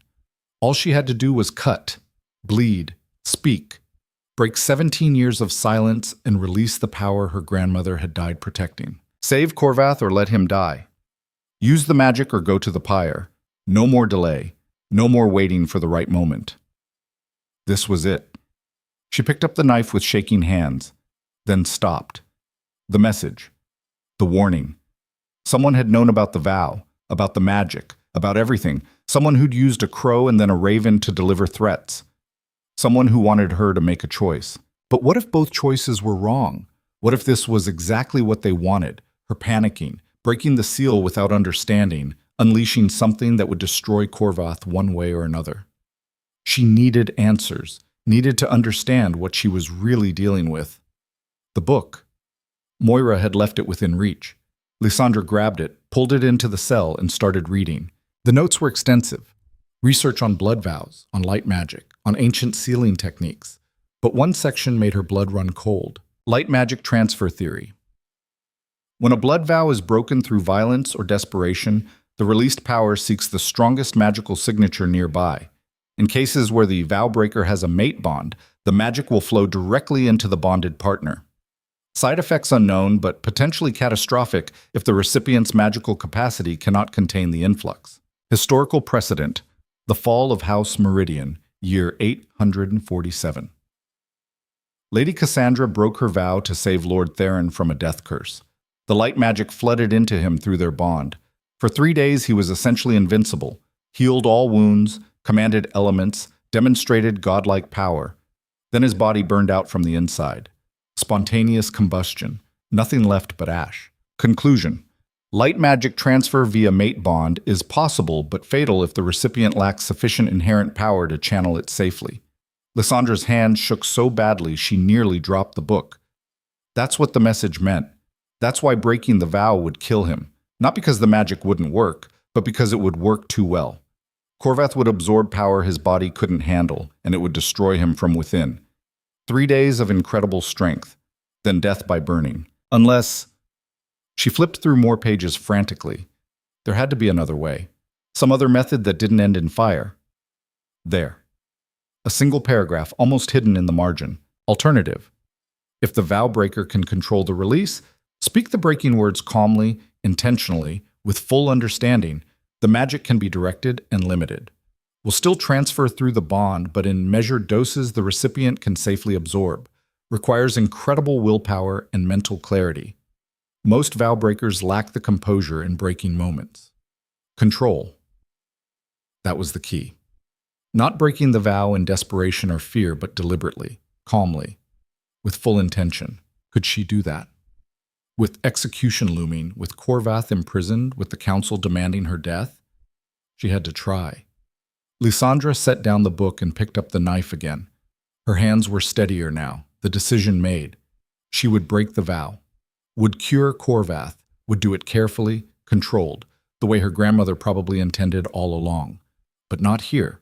Not in a cell where she couldn't see him, couldn't monitor the magic flow, couldn't adjust if something went wrong. She needed to get to Corvath, needed to be touching him when she spoke, needed to guide the magic precisely instead of letting it flood through the bond unchecked, which meant she needed to escape.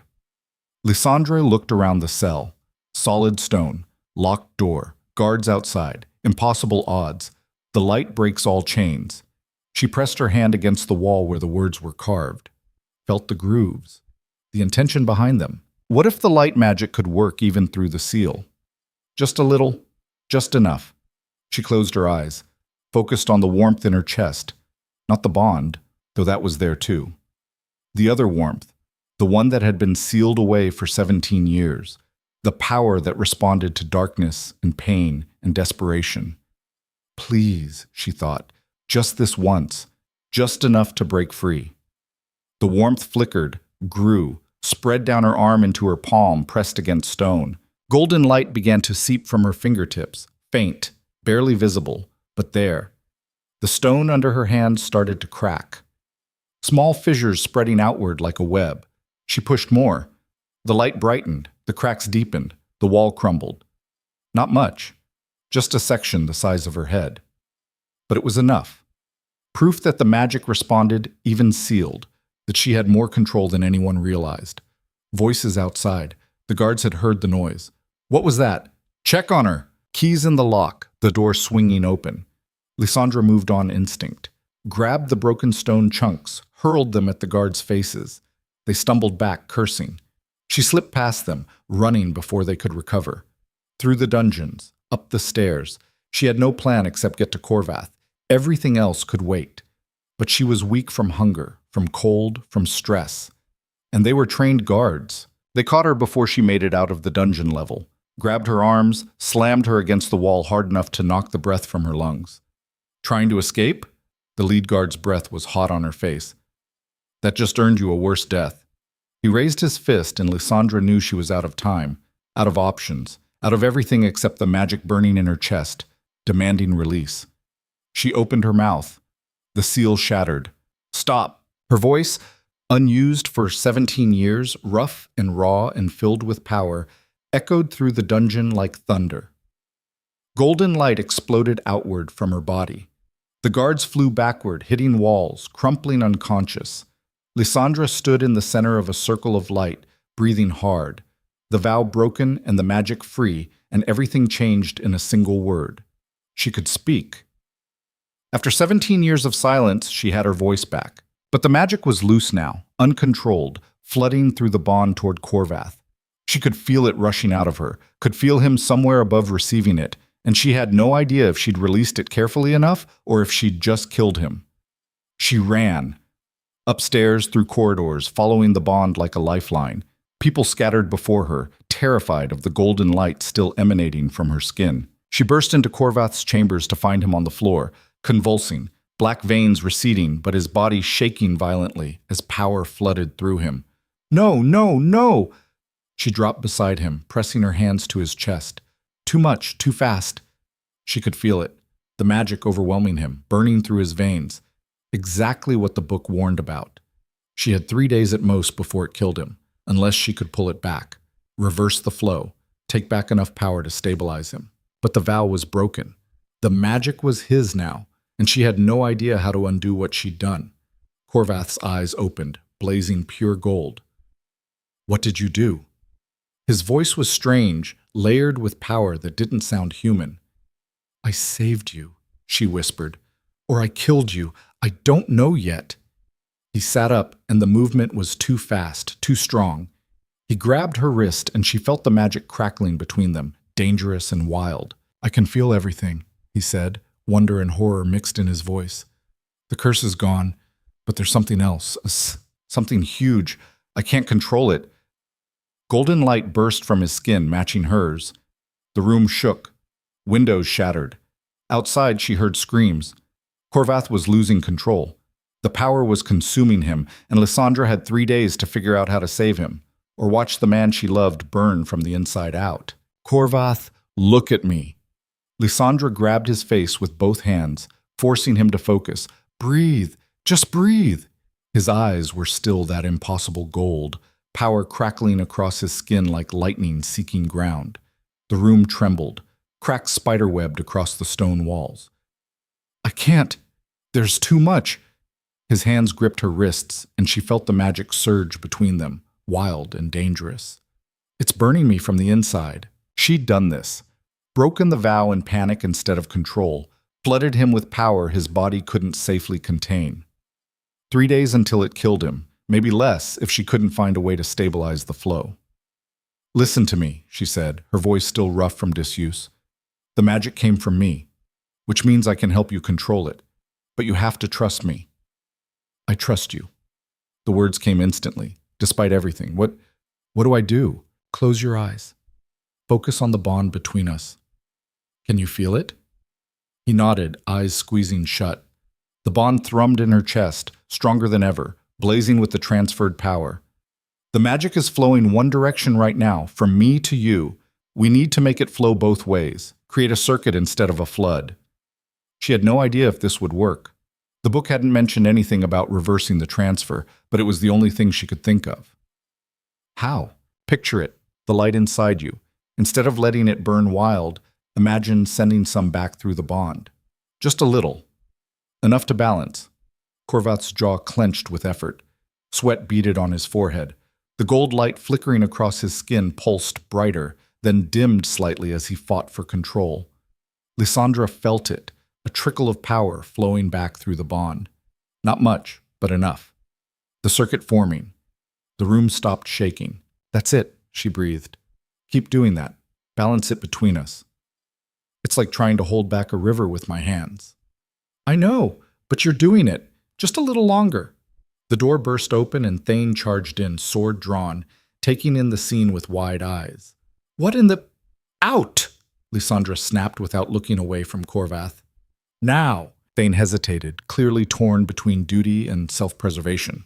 The power radiating from both of them was visible even to non-magical senses, gold light painting everything in stark relief. The council is coming, Thane said. They felt the magical surge. Moira thinks you're attacking the king. Of course she did. Of course this would look like an assault instead of a desperate rescue. Then stop them, Lysandra said. Give us 10 minutes, please. Something in her voice, the rawness, the desperation, made Thane nod. 10 minutes. Then I can't hold them. He backed out, closing the door. I don't have 10 minutes, Corvath gasped. It's getting worse. He was right. The circuit was helping, but not enough. The magic was still too much, still burning through him faster than the feedback loop could balance. She needed to pull more back, needed to take enough power that his body could handle what remained. But the vow was broken. She couldn't just seal it again. Once freed, light magic didn't return to its cage. Unless... The mating bite, she said suddenly. That's what's missing. The bond isn't complete. It's trying to flow through a half-open channel. Corvath's eyes snapped open. You want to complete the bond? Now? It'll stabilize the connection. Let the power flow naturally between us instead of all rushing into you at once. She hoped. She prayed. She had no idea if this would work, but they were out of options and time. If we do this, there's no going back, Corvath said. The bond will be permanent, unbreakable, even if... He couldn't finish. Even if I die in 3 days. I know. She tilted her head, exposing her throat. Do it. He stared at her for a long moment. Then his hand slid into her hair, tilted her head further. I'm sorry, he whispered, for doubting you, for not trusting. Later. Bite me now before we both explode. A sound that might have been a laugh or a sob escaped him. Then his mouth was on her throat, teeth pressing against the pulse point. The bond flared bright and hot. He bit down. Pain lanced through her neck, sharp and immediate. But behind the pain came something else. The bond snapping fully into place, the circuit completing, the magic suddenly flowing smooth and controlled between them. The gold light steadied, stopped flickering, settled into a warm glow that pulsed in time with their heartbeats. Corvath released her throat, licking the wound to seal it. His eyes were still gold, but clearer now, more focused. Better, he breathed. It's better. She felt it too. The wild burning had calmed to something manageable, still powerful, still dangerous, but no longer threatening to consume him. How long do we have? Corvath asked quietly. She couldn't lie to him. The book said 3 days, but now that the bond is complete, maybe longer. Maybe we can keep cycling the power between us indefinitely. Or maybe we both burn out instead of just me. Maybe. She touched his face, feeling the warmth there. Not feverish anymore. The curse was completely gone. The black veins vanished like they'd never existed. But at least we're burning together. His laugh was broken. That's not reassuring. It's all I've got. He kissed her then, hard and desperate, tasting of blood and magic and relief. The bond sang between them, finally complete, finally whole. A pounding on the door interrupted them. Your Majesty! Moira's voice, sharp with authority. Open this door immediately or we will break it down. Corvath pulled back, pressed his forehead to Lysandra's. Ready to face them? No, but I'll do it anyway. He helped her stand. Her legs were shaky, her whole body trembling from the magical exertion. The mating bite on her throat throbbed in time with her pulse. Together, Corvath said, taking her hand. Together. He opened the door. Moira stood there with half the council and a dozen guards, all of them armed and tense. They took in the scene, the golden glow still emanating from both Corvath and Lysandra, the shattered windows, the cracked walls. What have you done? Moira's voice was dangerously quiet. She saved my life, Corvath said firmly. The curse is gone. I can feel it. No more cold, no more pain. The magic cured me. By destroying you in the process, Moira countered, look at yourself. You're glowing. That's not natural. That's not safe. I'm in control, Corvath said, though the slight tremor in his hand holding Lysandra's suggested otherwise. The power is stabilizing. For how long? Magistrate Kenna stepped forward, her severe face tight with disapproval. We all felt that surge. The entire palace shook. If she can't control her magic, she's a threat to everyone here. I broke the vow to save him, Lysandra said, her voice carrying despite its roughness. Several council members flinched at the sound. The mute girl speaking was apparently more shocking than the light show. The magic transferred through our bond. Yes, it's powerful. Yes, it needs management, but I'm not your enemy. You've been lying since you arrived, Moira said coldly. Hiding your power, refusing to help my son until the last possible moment. She didn't refuse, Corvath interrupted. She was trying to protect me. Someone sent her messages, warnings that breaking the vow would kill me. She was researching, trying to find a safe method. Convenient story. Do you have proof of these messages? Lysandra thought of the notes hidden under her mattress in the chambers she'd likely never see again. Not on me. Of course not. Kenna's laugh was sharp. The mute girl suddenly has a voice and a convenient explanation for everything. How gullible do you think we are? I think you're terrified, Lysandra said quietly. I think you've spent years maintaining control through fear and politics, and now there's something you can't manipulate or understand, so you want it gone. The silence that followed was thick and dangerous. Arrest her, Moira said finally. Both of them, until we can determine the extent of the magical contamination.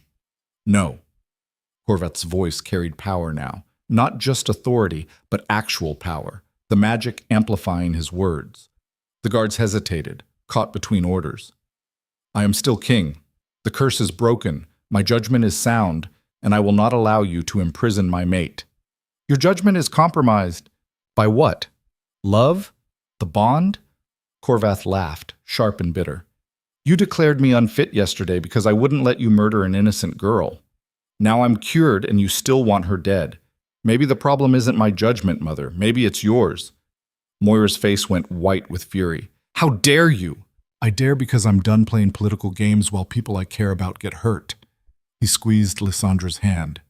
She risked everything to save me, broke a vow that's protected her entire life, and your response is to arrest her, to question her motives? The power is dangerous. All power is dangerous. But it can also protect, heal, build. Corvath's eyes swept the council. You wanted proof the bond was real? Here it is. Completed. Consummated. The mating bite is visible on her throat.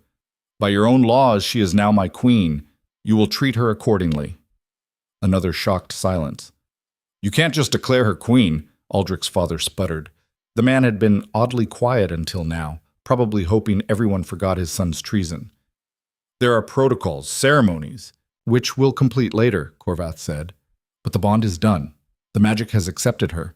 And frankly, after everything she's survived, she's more qualified to rule than half of you. Lysandra wanted to laugh at the expression on their faces, wanted to cry, wanted to collapse from exhaustion, but she kept her spine straight and her chin up, meeting their hostile stares with as much defiance as she could muster. This is madness, Moira said, but her voice lacked its earlier certainty. You're making decisions based on emotion. I'm making decisions based on what's right. Corvath's voice softened slightly. I know you're trying to protect me. You always have. But this time you're wrong. Lysandra is not the threat. She never was. Then who sent the messages? Kenna demanded. If someone was manipulating her, feeding her false information, who was it? Good question. Lysandra had been so focused on surviving that she hadn't had time to track down the source. I don't know yet, she admitted, but I intend to find out. Convenient, Kenna muttered. A commotion in the hallway interrupted whatever else she was going to say. Raised voices, sounds of struggle. Then Mira burst through the crowd, breathless and wild-eyed. Your Majesty, my lady! She skidded to a stop, taking in the scene with wide eyes. I found something in the East Tower. You need to see this. Corvath frowned. What kind of something? A room, hidden behind a false wall, full of dark magic artifacts, ritual components, and... She swallowed hard. And letters. Correspondence between Lady Moira and someone in the Eastern Territories. Recent letters. The temperature in the room dropped 10 degrees. Moira's face was a mask of ice. That's a serious accusation, girl. I hope you have proof. I do. Mira held up a folded parchment, sealed with wax. This is dated 3 days ago. It talks about removing the Omega permanently and ensuring the king's focus returns to matters of state. It's signed with your seal, my lady. Corvath took the letter, broke the seal, read quickly. His expression darkened with each line. When he looked up, his eyes blazed gold. You knew. You've known about the curse's cure all along, and you were working to make sure Lysandre never used it. That letter proves nothing, Moira said, but her voice had gone tight. It could be forged. It's in your handwriting, Corvath said flatly. I've seen your correspondence my entire life. This is yours. Thane moved to Moira's side, face grim. My lady, I need you to come with me. These accusations must be investigated. Don't be ridiculous. I'm his mother. Everything I've done has been to protect him. By lying to him. Lysandra's voice cut through the excuses. By sending me threats? By trying to have me executed? Moira's eyes narrowed. You don't understand what's at stake. The kingdom needs strength, not sentiment. If you had cured him weeks ago, he would have been too powerful, too changed. The nobles would have revolted. Better to let the curse run its course, let him die naturally, and install a more manageable successor. The casual way she said it, let him die naturally, made Lysandra's blood run cold. You were going to let me die? Corvath's voice was soft, deadly. Your own son? For the good of the kingdom. Moira lifted her chin. Personal feelings cannot interfere with political necessity. I taught you that. You taught me wrong. Corvath nodded to Thane. Arrest her. Charge her with conspiracy, attempted murder, and treason. Hold her in the dungeons until trial. Moira didn't resist as guards moved to take her arms. She simply looked at her son with something like pity. You'll regret this. Power without political sense is just destruction waiting to happen. That girl has made you weak. No, Corvath said quietly. She's made me strong enough to stand up to you. They led Moira away, her spine straight, her face composed. Even arrested, she radiated authority. The council stood in stunned silence. Anyone else want to question my judgment? Corvath asked, his voice carrying an edge that hadn't been there before. The magic humming under his skin gave the question weight. No one spoke.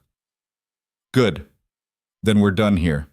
The execution is cancelled. The emergency protocols are rescinded. I am of sound mind and body, and I will rule as I see fit. Meeting adjourned. They filed out slowly, casting looks at Lysandra that ranged from frightened to calculating. She ignored them all, focused on staying upright despite the exhaustion pulling at her bones. When the room finally cleared, Corvath turned to Mira. "Thank you for finding that room, for bringing the evidence." Mira ducked her head. "I've been searching since yesterday, trying to find something to help. I knew you were innocent, my lady. I just needed proof." "How did you find this hidden room?" Lysandra asked. "I remembered something my grandmother told me. She worked in the palace 50 years ago, said the East Tower used to be where the royal family kept their magical artifacts. When the Mage Wars ended, most of it was destroyed, but she always thought some items were just hidden instead. So I went looking and found my mother's conspiracy headquarters," Corvath said bitterly. "How long has she been planning this?" "According to the letters, since shortly after you found Lysandra," Mira said quietly. "She saw the bond forming and panicked. Thought you'd become too attached to someone she couldn't control." Corvath ran a hand through his hair, looking suddenly exhausted. The gold light emanating from him flickered. "I need to sit down." Lysandra helped him to a chair, feeling the magic surge between them, unstable still, requiring constant attention to keep balanced. "The power is draining you." "I'll manage." "For how long?" She knelt beside the chair, taking his hands. They were too warm, almost feverish again. "We need help. Someone who understands light magic, who can teach us to control it properly." "Where do we find someone like that? Light wielders have been extinct for generations." "Not extinct," Mira said hesitantly. "Just hidden. My grandmother used to tell stories about the last few families who carried the gift. They went into exile after the Mage Wars, afraid of persecution. But some of them might still be alive, might still remember the old ways." "Where?" Lysandra asked urgently. "The Eastern Territories, in the mountains beyond the frozen pass. There's supposed to be a sanctuary there, where magic users live in secret. The same region Elara's dark mage had come from, possibly not a coincidence." "How long to reach it?" Corvath asked. 2 weeks on horseback, maybe less if you push hard." They didn't have 2 weeks. The magic was already unstable. In 2 weeks they might both be ash. But what choice did they have? "We leave at first light," Corvath decided. "Small party. Thane, Mira, a few trusted guards. We can't risk bringing the whole council. They'd find a way to sabotage us." "You can't leave the kingdom right now," Lysandra protested. "Moira's arrest will cause chaos. The nobles will see it as weakness." "Let them." Corvath's voice was firm. "My life, our lives, matter more than politics. If we die, the kingdom falls anyway. At least this way we're trying." He was right, but it still felt reckless.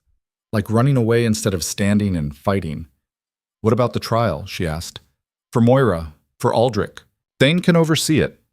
He's loyal and fair. He'll follow the law." Corvath stood, swaying slightly before catching his balance. "Right now, we need rest. The magic is eating our strength. We won't make it anywhere if we collapse from exhaustion." Lysandra wanted to argue, but her own body was betraying her, muscles shaking, vision blurring at the edges. The magical exchange was taking a toll. Corvath led her to his chambers, the ones they'd destroyed earlier. Someone had already cleaned up the broken glass and boarded the windows. The bed remained intact, piled with furs. "Sleep," he said, pulling her down beside him. "I'll keep the circuit stable. You need to recover. We both need to recover. Then we'll take turns." His arm wrapped around her waist, pulling her close. The bond hummed contentedly at the contact, the magic flow smoothing out. She closed her eyes, intending to rest for just a few minutes. She woke to late afternoon sun streaming through the boards covering the windows. Corvath was still asleep beside her, breathing deep and even. The gold light had faded to a faint glow barely visible in daylight. Lysandra carefully extracted herself from his arms and stood, testing her strength. Better. Still tired, still feeling the constant pull of magic through the bond, but functional. She needed answers, needed to understand what they were really dealing with. Mira had mentioned finding correspondence in the hidden room, letters between Moira and someone in the East. If Lysandra could see those letters, maybe she could figure out who else was involved in this conspiracy. The East Tower was easy to find. Mira had left detailed directions with the guards now stationed outside Corvath's chambers. They tried to stop her from leaving, but one look at the mating bite on her throat, and they backed down, recognizing the authority it granted. The hidden room was behind a bookshelf that swung outward on concealed hinges. Inside, exactly as Mira described, shelves of magical components, ritual circles drawn on the floor in what looked like dried blood, and a desk covered in papers. Lysandra sorted through them quickly, letters from Moira to various nobles, arranging political marriages and trade agreements. Letters from Moira to someone named M in the Eastern Mountains, discussing the Curse Project and managing the king's attachment. And there, at the bottom of the pile, a letter in different handwriting. Feminine. Elegant. Moira, your son is stronger than we anticipated. The curse should have killed him by now, but he persists. I suspect the Omega carries more power than even she realizes.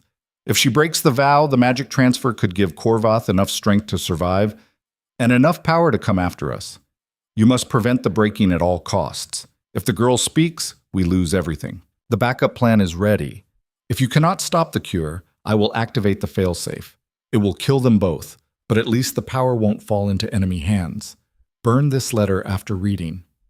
E.E. Elara.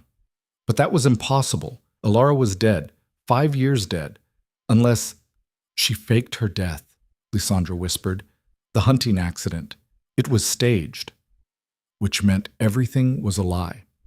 The exile, the death, the curse activation. All of it orchestrated by Elara and Moira working together. But why? What did they gain from killing Corvath slowly instead of quickly? The answer came to her with horrible clarity. Time. They needed time to position their people, to consolidate power, to ensure that when Corvath died, they controlled the succession. Moira hadn't been trying to protect her son. She'd been trying to murder him without getting caught. And Elara was still alive, still out there, still controlling pieces of this game. Footsteps behind her made Lysandra spin around. Corvath stood in the doorway, fully awake now, eyes sharp. Find something? She handed him the letter wordlessly. His face went white as he read. No, she's dead. I saw the body. Did you? Lysandra asked gently. Or did you see what they wanted you to see? The hunting party brought her back. Arrow through the throat. I identified her myself. He stopped. Her face was covered. They said the wound was too gruesome to view. I took their word for it. A body that conveniently couldn't be properly identified at a time when Elara's family was being investigated for treason. Lysandra touched his arm. I think she used her own death to disappear, to continue working against you from a distance. Then she's in the Eastern Territories. Corvath's voice went cold. In the mountains, near this supposed sanctuary. The same place we're planning to go. They looked at each other, understanding crystallizing between them. It's a trap, Corvath said. The sanctuary, the letters guiding us there. It's all designed to lure us into her territory. Maybe, Lysandra considered. Or maybe the sanctuary is real, but Elara knows about it, is using it as bait. Either way, we can't go. We have to go. The magic is unstable. Without help, we'll die. If we go, we walk straight into whatever Elara has planned. Lysandra smiled grimly. Then we spring the trap on our terms. Go prepared. Go ready to fight. Corvath studied her for a long moment. You've changed. Since breaking the vow. You're different. I can speak now. I can fight back. That changes everything. You could fight before. You just had to do it silently. And now I can do it loudly. She squeezed his hand. We're going to that sanctuary. We're going to learn to control this power. And if Elara is there waiting, good. I have some things I'd like to say to her. His laugh was surprised and genuine. I almost feel sorry for her. Don't! She tried to kill you, tried to destroy us. Whatever she gets, she earned. They spent the rest of the day preparing. Thane assembled a small group of trusted warriors, veterans who'd proven their loyalty over years of service. Mira packed supplies for the journey, including every book on magic she could find. And Lysandra practiced with her voice, getting used to the sound of it, the power it carried now that the seal was broken. By evening, everything was ready. Corvath called one final meeting with the council, the members who hadn't been implicated in Moira's conspiracy. He announced his intention to travel east to seek help with the magical situation. How long will you be gone? Magistrate Kenna asked. She'd been cleared of involvement but remained skeptical. As long as necessary. Thane will serve as regent in my absence. Any major decisions get deferred until my return. And if you don't return, then the kingdom will need a new king. Corvath's voice was steady. But I intend to return, with my queen, stronger than before. He looked at Lysandra as he said it, and the bond flared warm between them. She felt the magic surge, felt him instinctively balance it, the circuit growing more stable with practice. Maybe they would survive this. Maybe they'd make it to the sanctuary, learn control, return victorious. Or maybe Elara's trap would close around them, and they'd never see home again. But at least they'd face it together. The meeting adjourned. The council dispersed, some supportive, most reserving judgment. Lysandra found herself alone with Corvath in his study, maps spread across the desk showing the route to the eastern mountains. 2 weeks hard riding, he said, tracing the path with one finger, through some of the most hostile terrain in the north, and that's assuming we don't run into trouble. We'll run into trouble, Lysandra said. The question is whether we're ready for it. Are we? She thought about everything she'd survived. 3 years of slavery, the auction block, the hostile court, the dungeons, breaking a vow that had defined her entire life. Yes, she said firmly, we're ready. Corvath pulled her close, kissed her slowly. The magic hummed between them, no longer wild, no longer threatening to consume them. Just present, powerful, theirs to command. I love you, he said against her lips. I should have said it before. Should have. You're saying it now. That's enough. When this is over, when we've dealt with Elara and learned to control the power, I want to do this right. The coronation, the ceremonies, everything. Make you my queen officially. I'm already your queen. She touched the mating bite on her throat. This made it official. Then I want to celebrate it. Show the whole kingdom what you mean to me. One crisis at a time, but she smiled, warmth spreading through her chest. First we survive, then we celebrate. Deal. They stood there in the quiet study, holding each other, the golden light of the magic painting, everything in warm tones. Outside, the sun set over the mountains, the last light fading. Tomorrow they'd leave. Tomorrow they'd ride east into danger. But tonight, they had this moment of peace before the storm. And for Lysandra, who'd spent so long believing she'd never have anything, never be worth anything, this was everything. She'd found her voice, she'd found her power. She'd found someone who looked at her and saw not a broken Omega, but a queen. And she'd fight to keep it, fight Elara, fight the curse, fight the world if necessary. Because she wasn't the mute slave on the auction block anymore. She was Lysandra Ironfang, Queen of the North. And anyone who stood in her way was going to learn exactly what that meant. They left before dawn, when the world was still caught between night and morning. 6 riders. Corvath, Lysandra, Thane, Mira, and 2 veteran guards named Kael and Ren. Enough to defend themselves, but small enough to move fast. The journey east was brutal from the start. The mountain passes were narrow and treacherous, wind howling through gaps in the stone like the mountains themselves were screaming. Snow fell intermittently, making the trail slick and dangerous. But the worst part was the magic. It pulsed between Lysandra and Corvath constantly, requiring their attention every moment. If either of them lost focus for too long, the circuit destabilized and power surged dangerously. Twice in the first 3 days, Corvath had to stop riding completely, dismounting to kneel in the snow while Lysandra helped him rebalance the flow. It's getting worse, Thane observed on the 4th night, as they made camp in a shallow cave. You're both weaker. We're managing, Corvath said. But the tremor in his hands betrayed him. For how much longer?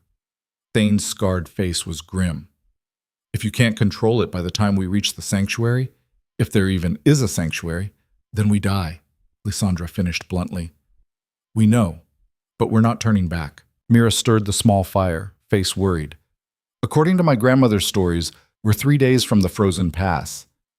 The sanctuary is supposed to be another 2 days beyond that on the other side. If we can just hold on— 5 more days, Corvath muttered. We can do 5 days. They had to. That night, Lysandra lay awake beside Corvath, listening to his labored breathing. The magic was burning through him faster now, the circuit struggling to keep pace. She could feel it through the bond, the constant drain, the pressure building. "Tell me about your grandmother," Corvath said quietly. "The one who made the vow." Lysandra shifted closer, grateful for the distraction. "Her name was Astara. She was the last full light wielder in our bloodline. When the Mage Wars ended and they started hunting anyone with power, she went into hiding, married a wolf shifter from a minor pack, had children, taught them to suppress their gifts. But not you. My mother carried the gene but couldn't access the power. It skipped to me. Astara said it was fate, that the light had been waiting for the right vessel." Her voice went bitter. "A lot of good that did me. The power was sealed before I could even remember having it. She was trying to protect you. I know. Doesn't make it easier." Lysandra touched the spot on her throat where the mating bite pulsed. "She died when I was 12. Made me promise I'd only break the vow when I knew, really knew, it was right. Said I'd feel it in my soul when the moment came." "Did you? When you broke it?" She thought about the dungeon, the desperation, the certainty that Corvath was about to die. "Yes and no. I felt like I was out of options. But whether it was right..." She trailed off. "Ask me again when we know if it kills us." His laugh was soft and sad. "Fair enough." They reached the frozen pass on the 7th day. It lived up to its name, a narrow gorge between two massive peaks, filled with ice and howling wind. The temperature dropped so low that breath froze in the air, icicles forming on their clothes within minutes of entering. "We have to cross this?" Mira's teeth were chattering despite her heavy furs. "Unless you know another route," Thane said grimly. "This is the only pass through the eastern range for 200 miles in either direction." They started forward, leading the horses carefully. The path was barely wide enough for one rider at a time, with sheer drops on both sides disappearing into white nothingness. Halfway through, Lysandra felt it, a surge of dark magic, different from anything she'd sensed before. It pressed against her like a physical weight, making the light magic in her blood recoil. "Stop," she said urgently. "Something's wrong." The words barely left her mouth before the attack came. Dark shapes dropped from the cliffs above, shifters in wolf form, but wrong, corrupted. Their eyes glowed red and their fur was matted with what looked like decay. They landed among the horses, snarling and snapping. Kale went down first, dragged from his saddle by two of the creatures. His scream cut off abruptly in a spray of blood. "Defend!" Thane roared, drawing his sword and swinging at the nearest corrupted wolf. The blade connected, but barely slowed the creature down. Corvath shifted, his wolf form bursting forth in a flash of golden light. He was bigger than before. The magic had enhanced everything about him. He slammed into one of the attackers, jaws closing on its throat. But there were too many. 8, 10, a dozen corrupted wolves pouring down from the heights. And they didn't fight like normal animals. They moved with coordinated intelligence, herding the group toward the cliff edge. Lysandra tried to help, tried to use the light magic, but she had no idea how. It burned in her chest, responding to the danger, but she couldn't direct it, couldn't make it do anything useful. Ren fell next, pulled over the edge. His scream echoed as he disappeared into the white void. "We can't hold them," Mira shouted, backing toward the cliff wall, a small knife clutched in her shaking hands. Thane was bleeding from a dozen wounds, still fighting but clearly losing. Corvath was stronger, but the magic was draining him fast. Each use of his enhanced abilities pulled more power through the circuit, destabilizing everything. They were going to die here. Lysandra felt the magic surge again, wilder this time, responding to her terror. The golden light burst from her skin, blinding in its intensity. The corrupted wolves recoiled, snarling in pain. Light magic. It hurt them, drove them back. She pushed more, willing the light to expand, to protect. It spread in a dome around their group, a barrier of pure golden energy. The wolves threw themselves against it, yelping when they made contact, unable to penetrate. But holding the barrier was agony. The magic poured out of her in a flood, draining her reserves faster than the circuit could replenish them. She felt Corvath trying to help, trying to feed power back through the bond, but it wasn't enough. "I can't hold it," her voice cracked with the strain. "You have to," Thane shouted. "Just a little longer." One of the corrupted wolves changed tactics. Instead of attacking the barrier directly, it went for the source. Lunging at Lysandra from an angle, claws extended. Corvath intercepted it, massive jaws closing on the creature's spine. They went down together, rolling dangerously close to the cliff edge. The barrier flickered as Lysandra's concentration broke. The wolves surged forward. Then a voice cut through the chaos, clear and commanding. "Enough!" Everything froze. A woman stepped out of the swirling snow at the far end of the pass. She was beautiful in a cold way, dark hair, pale skin, dressed in black furs. Her eyes were the same red as the corrupted wolves. "Elara," Corvath growled, shifting back to human form. Blood stained his chest from multiple wounds. "Hello, darling." Her smile was poison. "I've missed you. Call off your creatures." "Why?" "They're doing exactly what I created them for." Elara gestured lazily, and the wolves retreated slightly, forming a half circle around the group. "Though I must say, I'm impressed you made it this far. I expected the magic to kill you days ago." "Disappointed?" Lysandra asked, the barrier still flickering around them. "Curious." Elara's gaze fixed on her. "You're the little Omega who broke her vow. The light wielder. I've been dying to meet you." "Feelings not mutual." Elara laughed. "Oh, I like her. She's got more spine than the last few girls Corvath dragged home." Her expression hardened. "But spine won't save you. Neither will that pretty light magic you're struggling to control. Drop the barrier, surrender, and I'll make your deaths quick." "Go to hell," Corvath snarled. "Already there, love. Have been since you exiled me." Elara's voice turned bitter. "Did you really think I'd accept banishment? That I'd slink away and let you keep the throne I earned through 5 years of marriage? You tried to poison me. Because you refused to share power. I could have been a real queen, could have ruled beside you, but you wanted a pretty ornament, not a partner. I wanted someone who wouldn't betray me the moment it became convenient." The argument pulled at old wounds, old anger. Lysandra felt the magic destabilizing again, responding to Corvath's emotions. "We don't have time for this," she said urgently. "The barrier's failing." Elara's smile widened. "Then let it fail. Let's see how long you last against my wolves." But before she could give the order, another voice spoke from behind her.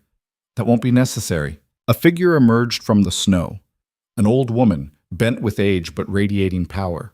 Her eyes glowed the same gold as the light magic. Behind her came others, 6 or 7 people of varying ages, all carrying that same golden glow. "Grandmother?" Mira whispered, stunned. The old woman smiled at her. "Hello, child. You found us after all." "I thought you were dead." "Hiding. There's a difference." The woman turned to Elara. "Leave now, Dark One. This pass is under our protection. Your corruption has no power here." Elara's face twisted with rage. "You can't interfere, can't we?" The old woman raised her hand and golden light blazed, so bright Lysandra had to shield her eyes. When it faded, the corrupted wolves were gone. Not dead, just vanished, sent away by sheer force of will. Elara stood alone, suddenly vulnerable. Her eyes darted between the light wielders, calculating odds.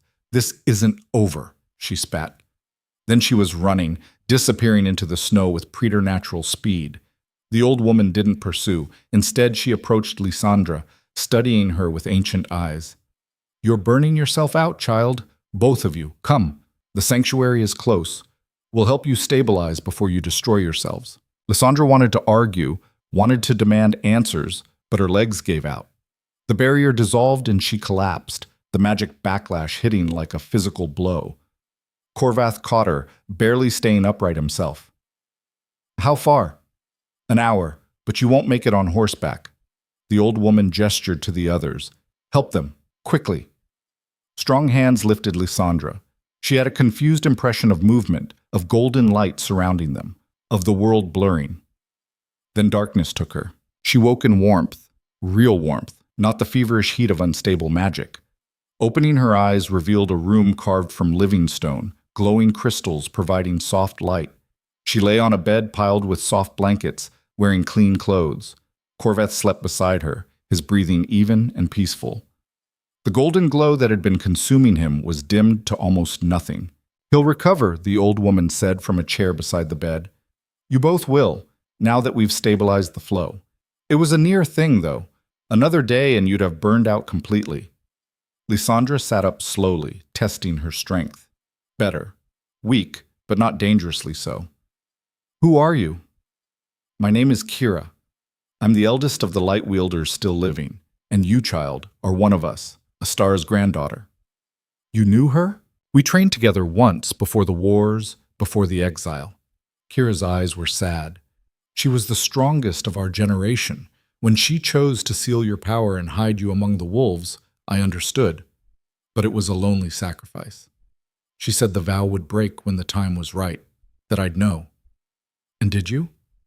Lysandra thought about the dungeon, the desperation, the love that had driven her to risk everything. I'm still not sure. The fact that you both survived suggests it was right enough. Kira stood, moved to the window. Outside, Lysandra could see mountains and snow, but also gardens. Impossible gardens filled with plants that shouldn't grow in this climate, all glowing faintly with golden light. The mate bond saved you. It created a connection strong enough to channel the power safely. Without it, you'd both be ash. How do we control it? The magic. It's still unstable, still draining us, because you're fighting it instead of accepting it. The light responds to will and emotion. You broke the vow in terror and desperation, so it manifests as wild, uncontrolled surges. You need to make peace with it, understand it, then you can direct it. How long does that take? For most people, years. For you? Kira smiled. You learned to survive slavery, learned to endure being voiceless, learned to break a 17-year vow in a moment of crisis. I suspect you'll be a quick study. Over the next week, Kira and the other light wielders taught them. Not just magic theory, but practical application. How to feel the power flowing through the bond. How to direct it with intention instead of emotion. How to balance taking and giving so neither of them burned out. It was exhausting work. Every exercise left them drained.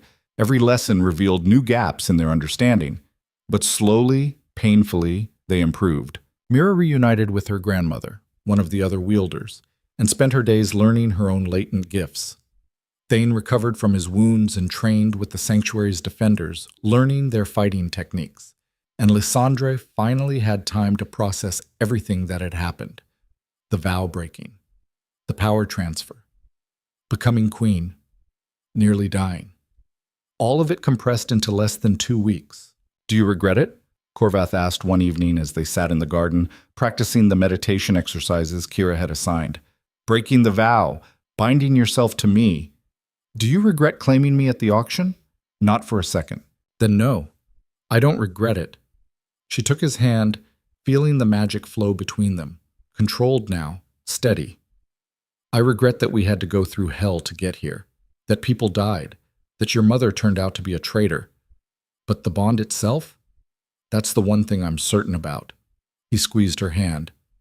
When we go back, and we will go back, there's going to be a fight. Moira will have supporters. Elara is still out there planning something. The council will question everything. Let them question. We're stronger now. We know how to use the power. Lysandra smiled. And I have something they don't.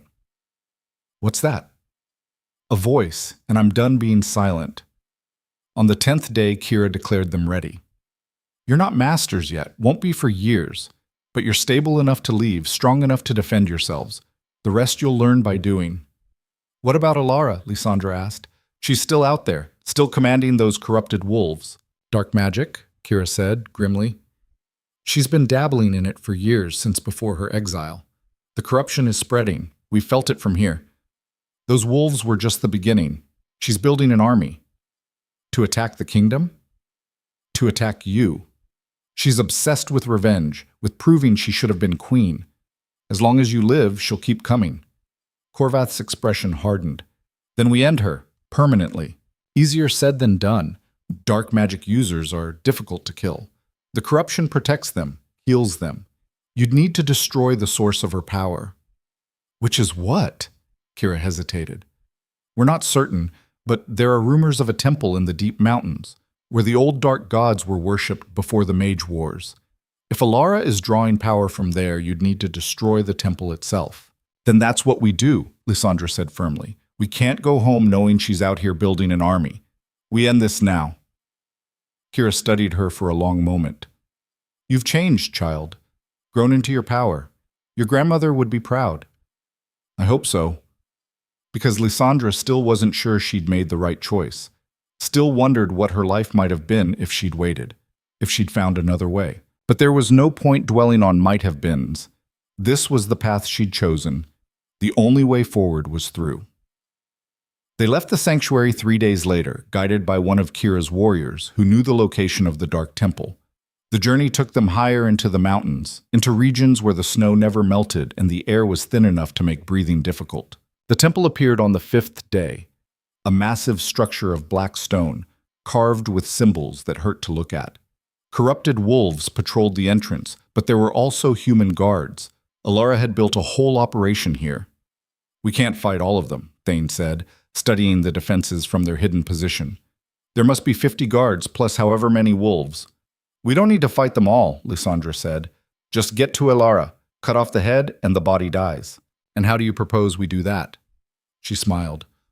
"I walk in the front door, surrender myself. She wants me dead.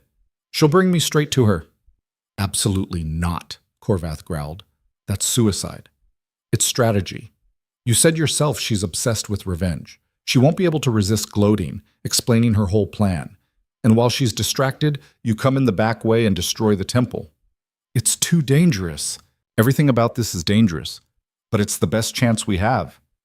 Lysandra turned to him, taking both his hands. "I'm not the helpless slave anymore. I have power now. I can defend myself, trust me." The bond hummed between them, and through it she felt his terror, his desperation to protect her, but also his understanding, his acceptance that she was right. "I don't like this," he said quietly. "I know, but you're going to let me do it anyway." His laugh was broken. "How did I end up mated to someone so stubborn?" Fate has a sense of humor. They planned for 2 more days scouting the temple, finding weak points in the defenses. Corvath would take Thane and 3 light wielders from the sanctuary, entering through a collapsed section of wall on the east side. Their job was to reach the temple's heart, wherever Elara was drawing her power from, and destroy it. Lysandra would walk in alone, unarmed, and keep Elara occupied. It was a terrible plan, but it was the only one they had. Dawn came cold and clear. Lysandra stood at the edge of the temple grounds, took a deep breath, and stepped into view. The corrupted wolves spotted her immediately, snarling and advancing. But before they could attack, a sharp whistle called them back. Elara emerged from the temple entrance, smiling widely. "Well, well, the little queen comes to me after all. How delightful." "Let's talk," Lysandra said, keeping her voice steady. "No guards, no wolves, just us." "Why would I agree to that?" "Because you want to gloat, want to explain how clever you've been, how you've beaten us. And you can't do that with an audience." Elara's smile widened. "You're right. I do want that." She gestured, and the wolves withdrew. "Come inside, little Omega. Let's have a chat." The temple interior was worse than the outside. Walls carved with scenes of torture and sacrifice. The air thick with the smell of decay and dark magic. Elara led her deep into the structure, down spiral stairs into chambers far below ground. Finally, they reached a vast room dominated by an altar of black stone. Dark energy pulsed from it like a heartbeat, feeding the corruption that Elara commanded. "Beautiful, isn't it?" Elara ran her hand over the altar lovingly. "This is where the old gods were worshipped, where power was taken and given. I've been feeding it for 5 years. Blood, pain, souls. Everything it needs to make me strong enough to take back what should have been mine. The throne was never yours. It should have been. I earned it. 5 years married to Corvath, playing the dutiful wife while he treated me like a decorative ornament. I deserved to rule. So you cursed him, tried to kill him slowly. The curse was insurance. If he wouldn't share power willingly, I'd take it after his death. The council would have chosen me as regent. I'd made sure of it. But then you showed up." Elara's expression twisted with hatred. "The mate bond. The cure. You ruined everything." "Good. It doesn't matter now. You're here. He's probably dying trying to rescue you, and once you're both dead, I'll still have the throne. I'll march on the kingdom with my corrupted army and take it by force if necessary." "You'll fail." "Will I?" Elara laughed. "You're alone, surrounded by dark magic that counters your light. Your precious mate is probably already caught in my traps, and even if by some miracle he reaches this room, he'll have to choose, save you or destroy the altar. Either way, I win. Lysandra felt the bond pulse. Corvath was close, fighting his way through the temple. She needed to buy him more time. "Why did you fake your death?" she asked. "Why not just disappear?" "Because Corvath needed to think I was gone, needed to let his guard down, and it worked perfectly until you showed up and complicated everything." Elara circled her slowly. "But I've learned from my mistakes. This time, I'll make sure you're actually dead. No faking, no uncertainty." She raised her hand and dark energy gathered in her palm, coalescing into a blade of shadow. "Any last words, little queen?" "Yes," Lysandra smiled. Now, golden light exploded from her body, so bright it turned the dark chamber into noon. The shadow blade dissipated. Elara stumbled back, screaming, and Corvath burst through the far wall, the other half of the circuit, their combined power blazing like the sun. "You planned this," Elara snarled, her face twisted with fury. "The surrender was a trap." "No," Lysandra said. "It was a choice. You think power is something to take, to steal, to hoard, but real power is shared, given freely. That's what you never understood." Thane and the light wielders poured into the room surrounding the altar. Working together, they began to dismantle the dark magic, pulling it apart thread by thread. Elara threw everything she had at them: dark spells, corrupted wolves, physical attacks. But against the combined might of two bonded light wielders and a team of trained magic users, she didn't stand a chance. The altar cracked. The dark energy screamed as it was torn away from its source. "No!" Elara lunged for it, trying to draw more power, trying to save her weapon. Corvath caught her, golden light wrapping around her like chains. "It's over. It's never over. I'll escape again. I'll rebuild. The altar shattered. The backlash of dark magic exploding outward should have killed them all. But Lysandra threw up a barrier of light, containing the blast, protecting everyone inside. When the dust settled, Elara lay on the ground, unconscious. The corruption that had sustained her was gone, leaving her looking old and fragile. "She's alive," Thane observed, checking her pulse.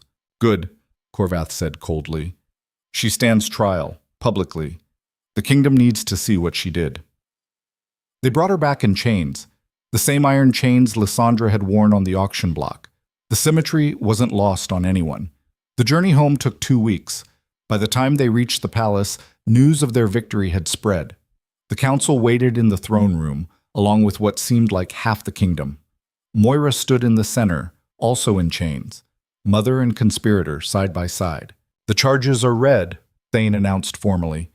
"Treason, conspiracy to commit regicide, use of dark magic, and crimes against the crown." "How do you plead?" "Guilty," Moira said quietly. No fight left in her. Elara spat at the assembled nobles.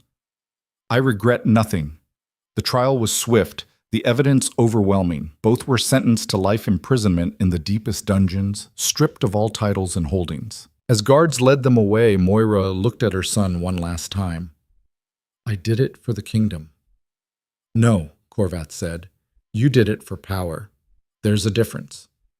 When they were gone, Corvath turned to address the council. "I know trust has been broken. I know there are those who question my judgment, my choices, my queen. So let me be clear. Lysandra is my mate, my equal, and my partner in ruling this kingdom. Anyone who can accept that should speak now." Silence. Then slowly Magistrate Kenna stood. "I questioned her, doubted her, tried to have her executed. I was wrong." She bowed deeply to Lysandra. "I ask your forgiveness, Your Majesty." Others followed.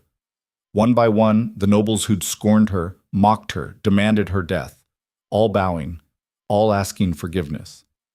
Lysandra looked at them, these people who'd been so ready to destroy her. Part of her wanted to refuse, to make them suffer as she'd suffered. But that wasn't who she was. Wasn't who she wanted to be. "I forgive you," she said quietly. "All of you. We move forward together, or we don't move at all." The coronation happened a week later. A proper ceremony this time, with all the traditional rituals. Lysandra wore a gown of white and gold, the colors of light magic. Corvath placed a crown on her head, delicate silver worked with moonstones, matching the necklace that had never left her throat. "I present to you," he announced to the assembled kingdom, "Queen Lysandra Ironfang, light wielder, my mate, your ruler." The crowd erupted in cheers. Lysandra stood there, crowned and acknowledged, no longer invisible, no longer voiceless, no longer the mute slave nobody wanted. She was a queen, a light wielder, a survivor. And she'd earned every piece of it. That night, alone in their chambers, Corvath pulled her close. "Any regrets?" "About which part? Breaking the vow, nearly dying, or becoming queen?" "All of it." She thought about the journey, the pain and fear and uncertainty, the moments when she'd been certain they wouldn't survive, the choice she'd made in that dungeon that had changed everything. "No," she said finally. "No regrets. It was hard and terrifying, and I wouldn't wish it on anyone, but it brought me here, to you, to this life, and that's worth everything it cost." "Even your silence?" "Especially my silence," she smiled. "Turns out I had a lot to say. Just needed the right reason to start talking." He laughed, the sound genuine and free. "The kingdom better watch out. A queen who can't be silenced is a dangerous thing." "Good. Let them be a little afraid. Keeps them honest." They stood at the window, looking out over their kingdom. The mountains in the distance where it had all begun. The palace where she'd been condemned and reborn. The courtyard where she'd almost burned. It wasn't a perfect ending. There were still problems to solve, still people who doubted, still nights when the magic surged and threatened to overwhelm them. The work of ruling was just beginning, but they'd face it together. Two people who'd been broken and remade, who'd found each other against impossible odds, who'd proven that power didn't come from silence or submission. It came from choosing to stand up and fight, even when the world said you weren't worth the effort. Lysandra had spent 19 years being told she was defective, broken, worthless. She'd spent 3 years as a slave. She'd spent 17 years without a voice. But she'd never been any of those things. She'd been waiting, learning, surviving, becoming the woman who would stand here now, wearing a crown, wielding power, loved and acknowledged and free. The girl on the auction block was gone. The queen remained. And her story, their story, was just beginning. Because some bonds couldn't be broken. Some voices couldn't be silenced. And some people were never meant to be anything less than extraordinary. They just needed the right moment to prove it.